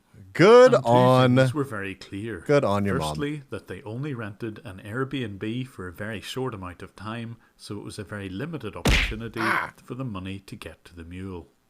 Secondly, they totally relied on a tracking number. They needed this in the case of an emergency where they may have to divert the package somewhere else. So when a different group, this time SSA scammers, decided to run the same sort of scam on me, I put on my voice changer and attempted to play them at their own game. Thank you. Give me the address anyway, and I can do it. I mean, I don't know when I can go out. Let me give you the address. Oh, that was you, Hialeah. It's not as nice as your model. Okay. So the address is John. It's John. Is the name of the person, I mean. Yeah, John. John Harry. Harry. Okay. All right. And the address is... My parents were safe until recently because they couldn't use the phone and internet at the same time. That's fucking genius, McLennan. Get them back on dial-up. My model isn't as bouncy as yours. I bet you could get Twin to make some adjustments. Actually, can't you adjust some of that in VTube Studio? I think you can. Well, although my tracking is really letting me down right now. I have more jiggle physics than Barry. Listen, I gotta use my strengths to my advantage, okay? But on a serious note, both myself and father are quite technical, so we're able to solve any issues she had. Yeah. I mean, that is the good thing. If you have people in your life that need help with technical stuff, I know sometimes you're gonna roll your eyes at them or whatever, but like just help them, especially if they're elderly or something. Like if you don't help them out, like they may end up finding somebody like these people to help them out. So yeah. If I was a scammer and got that glitter bomb, that would definitely be the last straw for me, and I'd change my ways and start blessing people. I don't know. When you hear how much the person that you saw in that clip that got glitter bombed, like in the bedroom, I think that they were one of the supervisors, so they were getting like a percentage cut of what was being sent overseas. So they probably made a lot of money. The address is 3925. When I had the details, I was deliberately vague about when I would mail the cash. And I told them I would only be able to do it the following day. I fully expected them to give me a different address the next day, but when they called me back, I broke the bad news that I'd already posted the cash. Miss, but you told me yesterday that you won't be able to go, so you cancelled it, right? No. I told you we'll do it next day. Barry's jiggle physics are more concentrated. True. I've posted it. You asked me to post it. I got time and I went and posted it. Okay, do you have the tracking number? Do you have the receipt? I knew that without this receipt and tracking number, they wouldn't be able to divert the package to some other address. So I have cancelled that address, okay? How So can there you will be cancel no an one address? right now- It's still going to that address. I got a bit of time and I thought it's very close. I'll nip So out you and could have I'll informed me. Listen to me, I would okay? never, I'm Legion. not I would getting never. angry on you, but I'm not yelling at you, Anderson, okay? Right, I was trying to help And you. That's all. I thought you I would know get that, it today, but and the mistake is, Miss Anderson, the mistake is that you have to inform me first before you do anything. oh, but you asked me Now to you post did it to that address, so I thought it would help you. No, miss, you told me that you will not be able to go today, you will be able to go tomorrow, so I cancelled that address. Now just I don't know. Now do anything I don't know. with It's and what you just got. get the receipt, okay? I want the receipt anyhow. Oh, right. That's There the will be thing. a That's the tracking thing. number and the receipt. I put the Actually, they receipt may be into my using a pocket, voice changer and that we can't think- hear. I think I may have thrown it out. We may just not be hearing the voice changer. It depends on how Jim recorded this, because I know that is a popular tactic for them to use the voice changers. Not also because like some of these guys in this scene, like Jim and what's the name of the other one, Like they're just like so well known that their voices are identifiable. So yeah, he's so mad because it's totally legitimate business changed his address every day. So true, McLennan. So true. But it should be there already. You don't need the receipt. It should be there. The prospect of missing out on $10,000 cash was beginning to dawn on our scammer. So it doesn't matter, okay? What is the proof you have? Oh, Jesus. That it is already Okay. posted? Do you have any proof with you? Yes, the parcel's there. What is the proof? The receipt is the proof. So I need the proof that the money is sent, or forget about your money then. Imagine working next to that. imagine working next to that. Jim, Kitboga, Pierogi, Scammer Payback. Ah, okay. Yeah. We should check out some of Kitboga's videos too. Are you dumb? Jesus. Are you dumb? Are you gone out of your mind? I'm telling you, go to the UPS, get a new tracking ID. Go to the UPS. Why When in don't you doubt, big go volume. to the UPS? You're shouting. Because you're acting like dumb. There is money in it. Why don't you understand? That is worth $10,000 in it. You're acting like Not dumb. only your money is going over there, okay? There are plenty of money which is going over there. After disconnecting the call, you didn't vent and you did. Is Jim trying not to laugh? The screaming inspires confidence. You mad, bro? I think Jim is trying to not laugh. I keep hearing like You did it. Without informing you, you did it.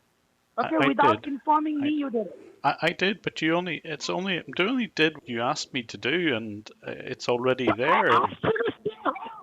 oh shit. I asked you to stay home. I didn't ask you to work in the night, go to the UPS, and act smart over there. I asked you to be home. Might be soft hoping for a stroke in Terraria. You can't go in the dark. You went and you did it. That is your mistake. Oh my You're an god. angry little elf. He's an angry elf. You understand? I want the tracking ID. Anyhow, I do not know from where you're going to get it, but you have to get it.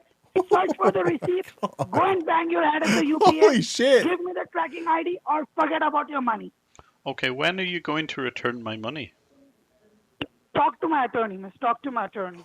But they were so Okay. easy to wind up Yeah, my that attorney. I thought I'd chance my arm and try and get some money out of the scammers. I'd convinced them that I'd sent so much cash by this point that I was running so short and it would take me a while to get yet. Oh my god, 488. You're so right. You're so right. Holy shit.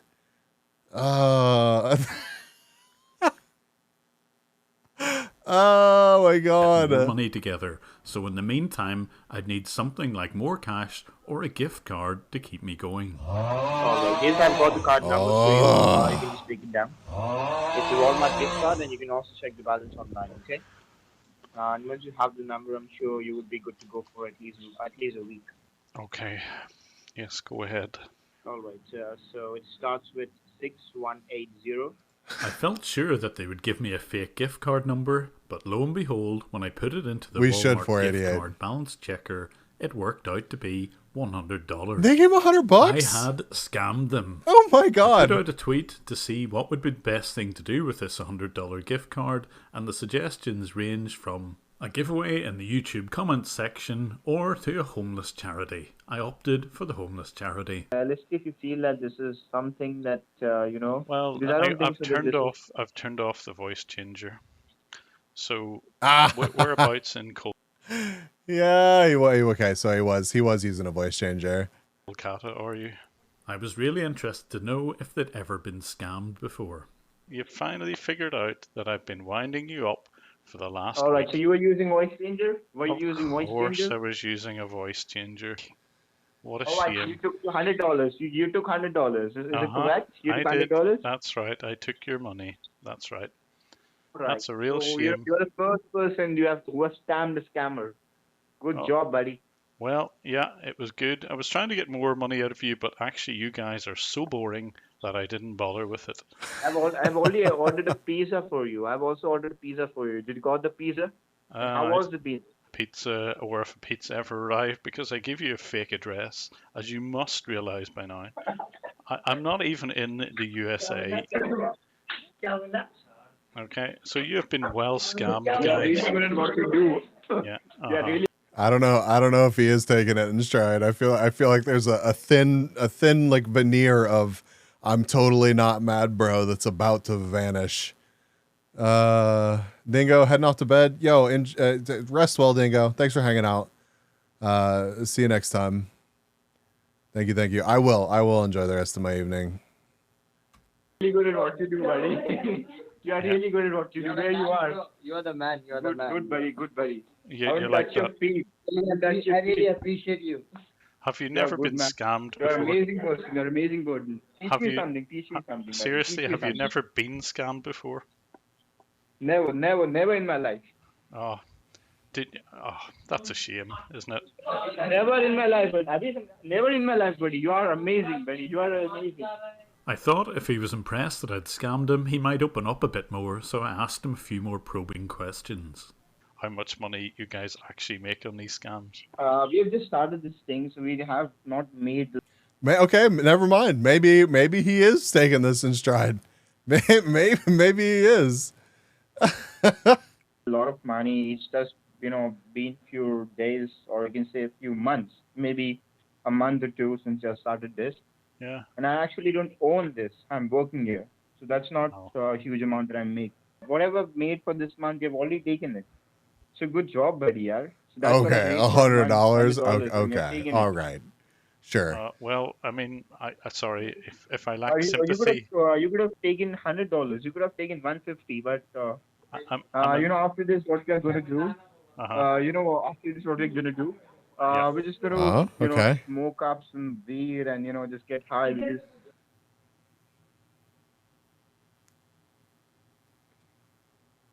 I've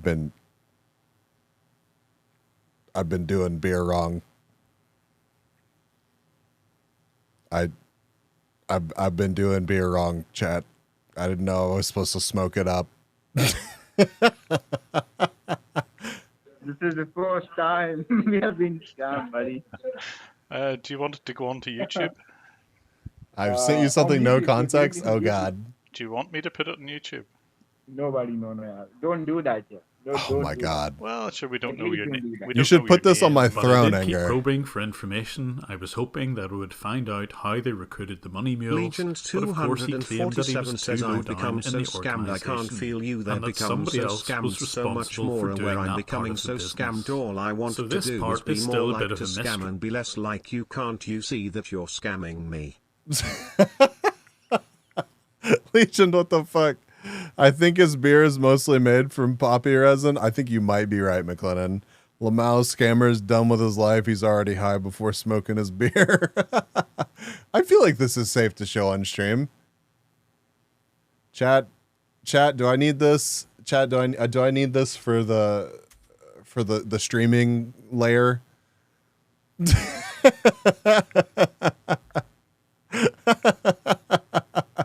Does anybody want to donate to the cause? Listen, I've already spent too much on the streaming setup, but I will put this shit right in front of my monitor if somebody wants to grab this for me. Anger, what the fuck? Oh my God. Oh, what is this other one? 4 hours left on Cyber Monday. Yo, dead ass. Somebody drop 40 in the PayPal. I'll grab it. Oh, okay. That one's a little bit more sus. I don't know if I should show the send nudes. I don't know. You ruined sushi for me. That's all it took. That's all it took. I don't know. I don't know. The send nude one, the send nudes one, might be pushing my luck. Pop art, right? Second one is too much. Third is okay. Okay, third one. Copy link. I'm trusting you. Oh, that's nice. Oh, there's actually some. Oh, there's alternative options here. Very nice. 3, And it might be that to find out the Very answer, Warhol. we may even have to travel to India. Maybe look out That for a improves future sushi video for me. where Mark and I might try to get to the bottom of the Money Mule scams. And if you're wondering what happened to the lady who's just been arrested here, please check out Pierogi or Scammer Payback's video. No, about the Hylia, subject. no. Like me, Pierogi led these scammers on, and eventually it ended up in what you can see in this picture. There's a link to his video in the top corner. If you would like to support me in my fight against scammers, I have a Patreon channel, and the link is on screen and in the description. I'm also on Twitter. Okay, let's watch Pierogi's video. Thank you for watching. This one, right? A fraud alert for you tonight. Yeah, okay, it's this one. Also feeling the neck over. Yeah, that's McLennan. I knew you had fine taste. I big agree. That has already taken nearly $120 million. She's the one out of money to the. Show it again. You mean this one? And then I think McLennan is talking about this one. Imagine trying to prove yourself innocent, but you were just drowning in glitter. Yup. Yup. And then there's also this one. Oh God, there's alternatives for it as well. Oh Christ. It's fine. It's fine. It's fine. It's fine, chat. It's art. It's art. Meow. For the past 2 years. Is this display? Yeah, it's all displayed. They're having a sale right now, apparently. Cyber Monday sale is on. Meow. I don't know what the discount is, but yeah, I have room for some displays. I could make this work. I could make this work, chat. I've been going after scammers. In that time, I've destroyed computers. Why are you disappointed, 488? And even confronted scammers face to face. But never once have I been able to bring one of the scammers to justice. Until now. I am Pierogi, and this is the ultimate scammer payback. So how the refund scam typically works is you'll receive a call and or a voicemail from a computer service company. It could be Norton Antivirus, it could be Amazon, it could be PayPal, and there's some type of fraudulent activity or a refund that this company owes you for whatever reason they like to make. It is interesting to get this there, from all of the their unsuspecting perspectives. Victim then goes over to their computer where the scammer utilizes a remote desktop software to access the victim's personal. That's not right. Oh my god, ma'am. I think, ma'am, that is the reason I was telling you, please do not do anything. I watch inside for the plot. Scammers will manipulate the HTML on the bank website that the victim has. Okay, so we know all this. We know all That's this. the URL. All right, so I'm transferring this call to one of my senior account team department. He gonna assist you, okay? Okay. Now, we meet Steven here, who is the senior representative at the fake refund company. Steven has no idea that he is going to be going up against me and my virtual machine, where I set up a playground for him and an obstacle course to jump through from a technical standpoint. And while he thinks he has control, I'm the one who makes the rules. Yeah, thanks for being on hold. This is Steven Williams. How are you doing today? I'm fine, Stephen. How are you? I'm fine. Thanks for asking to me, ma'am. Shortly, you will be getting a refund form on your computer. Okay. Okay. What is what? Refund who's form? typing on my computer? Neverminduk says, I am happy to say that Kolkata has reduced the number of scammer shell companies due to COVID and strict law enforcement. We also have companies coming in that is boosting job market, so that's a plus. That's awesome. Yeah, I mean that's what you hear, that like the people that actually live in Kolkata, aren't a fan of this going on, and you would hope like the negative attention would kind of push the local leadership and law enforcement to take steps to move in the right direction, rather than dig in their heels and support the people that are committing these crimes. So that's like awesome to actually hear. I wonder if the voice changer software actually sponsors any of these channels. That's actually a good question. I kind of doubt it, but maybe. or even something like Google Docs to put your information in, from your street address, your phone numbers, first name, last name, and even the refund amount. Night Sun trademark. They're using these to I'm store sorry, information. Night Sun. And I've actually Night seen Sun examples trademarked. where scammers have had thousands of potential victims put their information into a Google document. Obviously, we've given this to the authorities. Yeah, it is the refund form which you have to fill it out. Okay? Okay. It says, congratulations, your form has been successfully submitted. So do check your bank from your end. I'm holding the line for Have you ever heard that song, the congratulations song, B. Hi, B. How are you? Oh, I love that song. They never had the dedication. They were never friendly. And I'm driving at the Bentley. Yeah. Just hold on, okay? Don't click on sign in. Don't click on sign in, okay? Okay. Why is this part really important? Yes, they ask you to hold on and not. I'm to glad log that into you're your good. account, Welcome, but welcome. what Thank they you for want you being to here. do is save your password within Google Chrome or whatever browser you use. If they save your password, when they have a victim at the bank I'm later great. I'm or getting great. gift cards later, they still have access to your computer and then your bank. It's been a good stream. Just been hanging out. It's been a solid day all around. A little bit of scuff.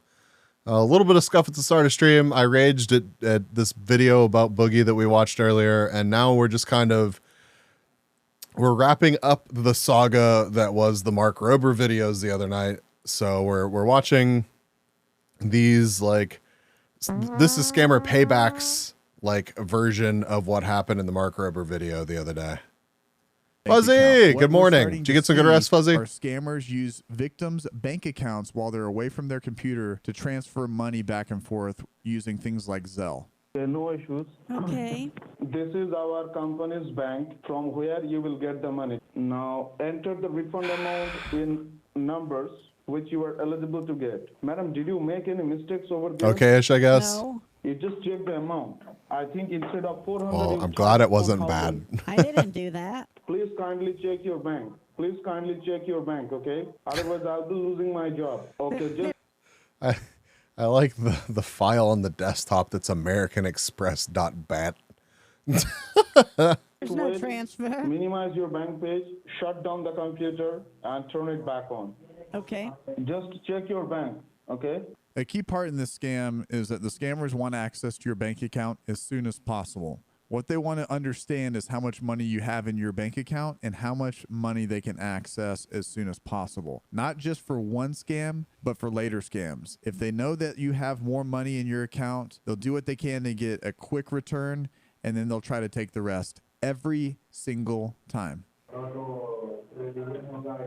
Okay, honey, can you hear me? And you see you got the money. You had $48,000, $522. Now you have a balance which is $52,522. Wait, you guys got the money, $4,000. You guys gave me $50,000. How did I have that? I didn't have that much in my account. You have to help me, otherwise I will be losing my job because this is too much. It's very money Royal that I have BS lost for from my company's Royal Bank account. of Scotland You have to scammer go energy. to your Yeah. bank and you have to withdraw. You have to transfer that money to my company's account. Okay. Well, I'm gonna drive over to the bank and try to send it. I'll call you Madam, back. then don't hang up the call. Carry the phone with you. Don't hang up the call. I'll call you right back. Yeah, I mean, that's part of what makes this so fucked up, Carly, like, for sure. Where are you now? I'm driving home. I got the money out. It took me. I was trying to call you because they were giving me a hard time. How much money you have a job? 25,000. So I'm hanging up this call. Once you reach to the home, let me know. Okay, I love you. Yeah, I love you, Brian. I love you too, Peter. Here is where we start to see the emotional manipulation from the scammer to their victim ramp up to another level. The scammer will start to say they're about to lose their job. They can't feed their families or take care of their parents. Fucked up. They'll It's even so start fucked crying. up. In this example, this is where we call Steven crying Steven. Not for stream props, probably not, Anger. Sending that package. Mom, it's your son, Steven. Did you send the package? Yeah, I'm about to go into the car and send the package. Okay, where you are sending the package? To Texas, right? Bronx? No more Bronx. Forget about it. Only Texas. My legs are hurting really badly. I understand. Are you crying? I understand. Yes, I'm crying What the because fuck? You still didn't send the package yet. Go to the store, please. Okay. And it should be the overnight and signature required, okay? Well, I might not get there till Wednesday morning because it's No, not you the have Bronx. to do it no more Wednesday. You have to go to the store right now. Oh Please my go to the God. store. Mom, please. And do not hang up the phone.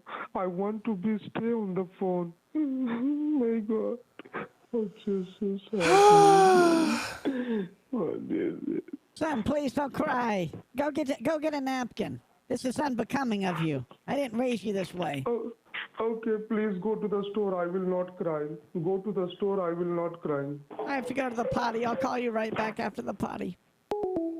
To explain how the scammers will instruct you on how to put these packages together, the one, the only, Vivian Rogers. When it comes to money laundering, these scammers will do whatever they have to do to be able to cover their tracks and remain undetected. We'll call this the wrapping method. The wrapping method gives these scammers some type of security that they believe the package will not be confiscated by authorities or even courier services. First, Crying, calling the random scammers will lady have the mom and victim granny. divide the Yep. cash into equal amounts into separate envelopes. I love These that envelopes emote will be switching up, wrapped with like, so much. aluminum foil to avoid detection, and sometimes even double wrapped with the ever elusive bubble wrap. Not pictured. Typically, Wow. a scammer will ask for a random item to be thrown Bubble in wrap. the mix. We will use a shoe and some cat treats as an example here. And finally, once everything is wrapped up and all the envelopes with aluminum foil and cash are put into the box, the scammers make sure that the victims have their story straight, that they tell the courier services that there are important documents in the package and that it needs to be sent overnight with signature required. Good work, Vivian. We love you. Now, Works these on bees scammers too. are looking Back in for LA. a huge payout from their victim. Instead of sending money, we are sending a world-famous Mark Rober glitter bomb from California to Texas. Yes, a Mark Rober glitter bomb. For those of you that don't know what a glitter bomb is, it's a well-designed package containing cameras with tracking devices, the worst-smelling fart spray ever that even Macaulay Culkin can't take. Poor Macaulay annoying Culkin. alarms, glue, and of course, lots and lots of glitter. If these clips look familiar to you, it's probably because you've seen them on the Mark Rober Glitter Bomb 3.0 video. Now, we partnered with Mark on this project here, as well as Jim Browning, who does a lot of great investigative work as well, to give you a Yep. new and fascinating look into these scams and how we can get back at them a little bit. And that's our driving force, no matter what, is there was another package. This goes to show that this is freaking happening. And people need to like wake up, and the government needs to wake up, and like an actual crime.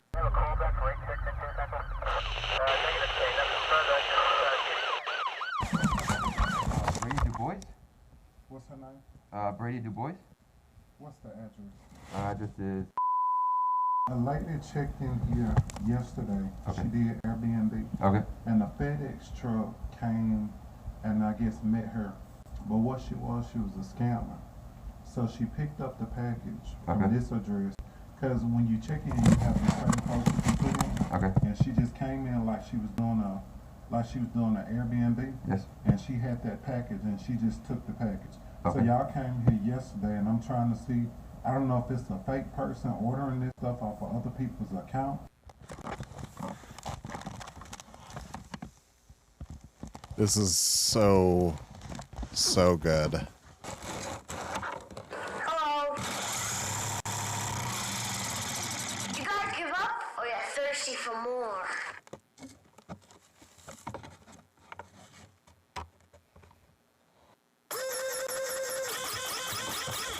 $15, $14, $13, $12, $11, $10, $9, $8, $7, $6, $5, $4, $3, $2, $1.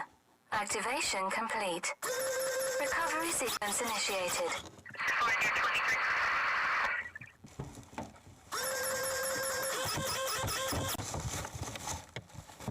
Oh my God. Look at all the glitter. It's everywhere.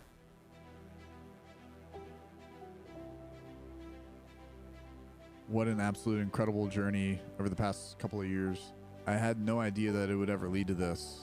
I can't thank the audience, thank you all enough for supporting me chasing after these scammers day after day. To be able to put this project together with Mark and with Jim and to find the justice. And the All right. Feel good, is a feel big good, step feel good. forward in a way for us to collectively protect our families against these types of scams. So tell somebody, share this with somebody. I thank you so much for your support. I thank you for loving on me and loving on my family.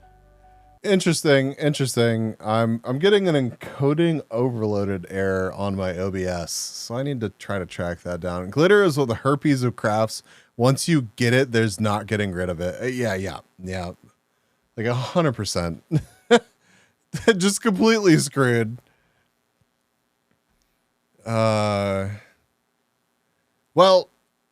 we concluded the Mark Rober chapters, I guess. Cop rolls up and it smells like she shit her pants. 100 embarrassment.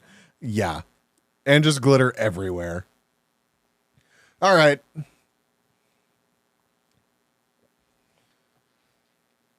Let's raid Candy. If you'd stick around, please. What's process lasso showing? It is showing 19, 24%, 18, 100% responsiveness, 48% memory load.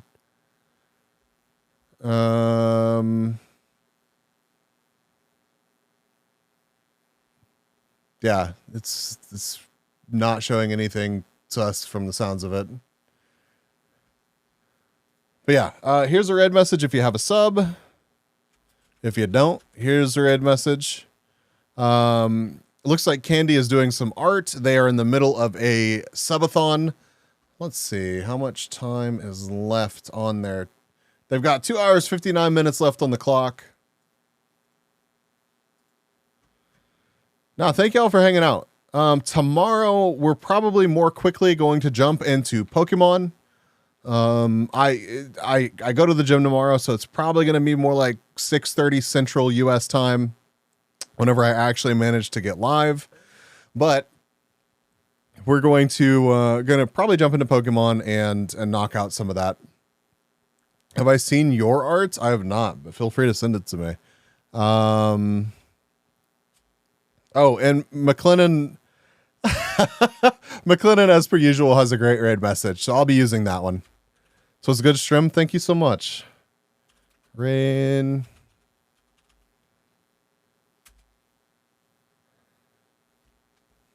All right. Yeah, let's see some bees over in Candy's chat. Seriously, Candy is the first VTuber that I really became active in her community. Fine, be that way. Fine, be that way, Hylia. And they worked. There's an endangered species right there. Well, I tried to toggle to death. I don't know. It's being weird tonight. Candy was the first VTuber that I really became super active in their community. Oh, nice. We got a decent little raid going in there. And one of my biggest inspirations for my content and stuff. So, show Candy some support. If somehow you are not following Candy, please do so. And I will see y'all tomorrow. Good night, everybody. Good night. Seriously, I had a great time on stream. And thank y'all so much for the support. Thank you for all the good subs tonight. 48. Thank you. Thank you. Thank you.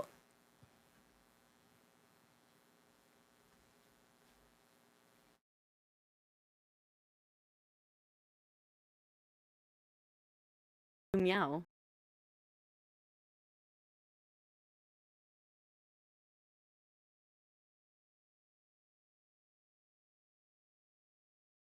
Dicks!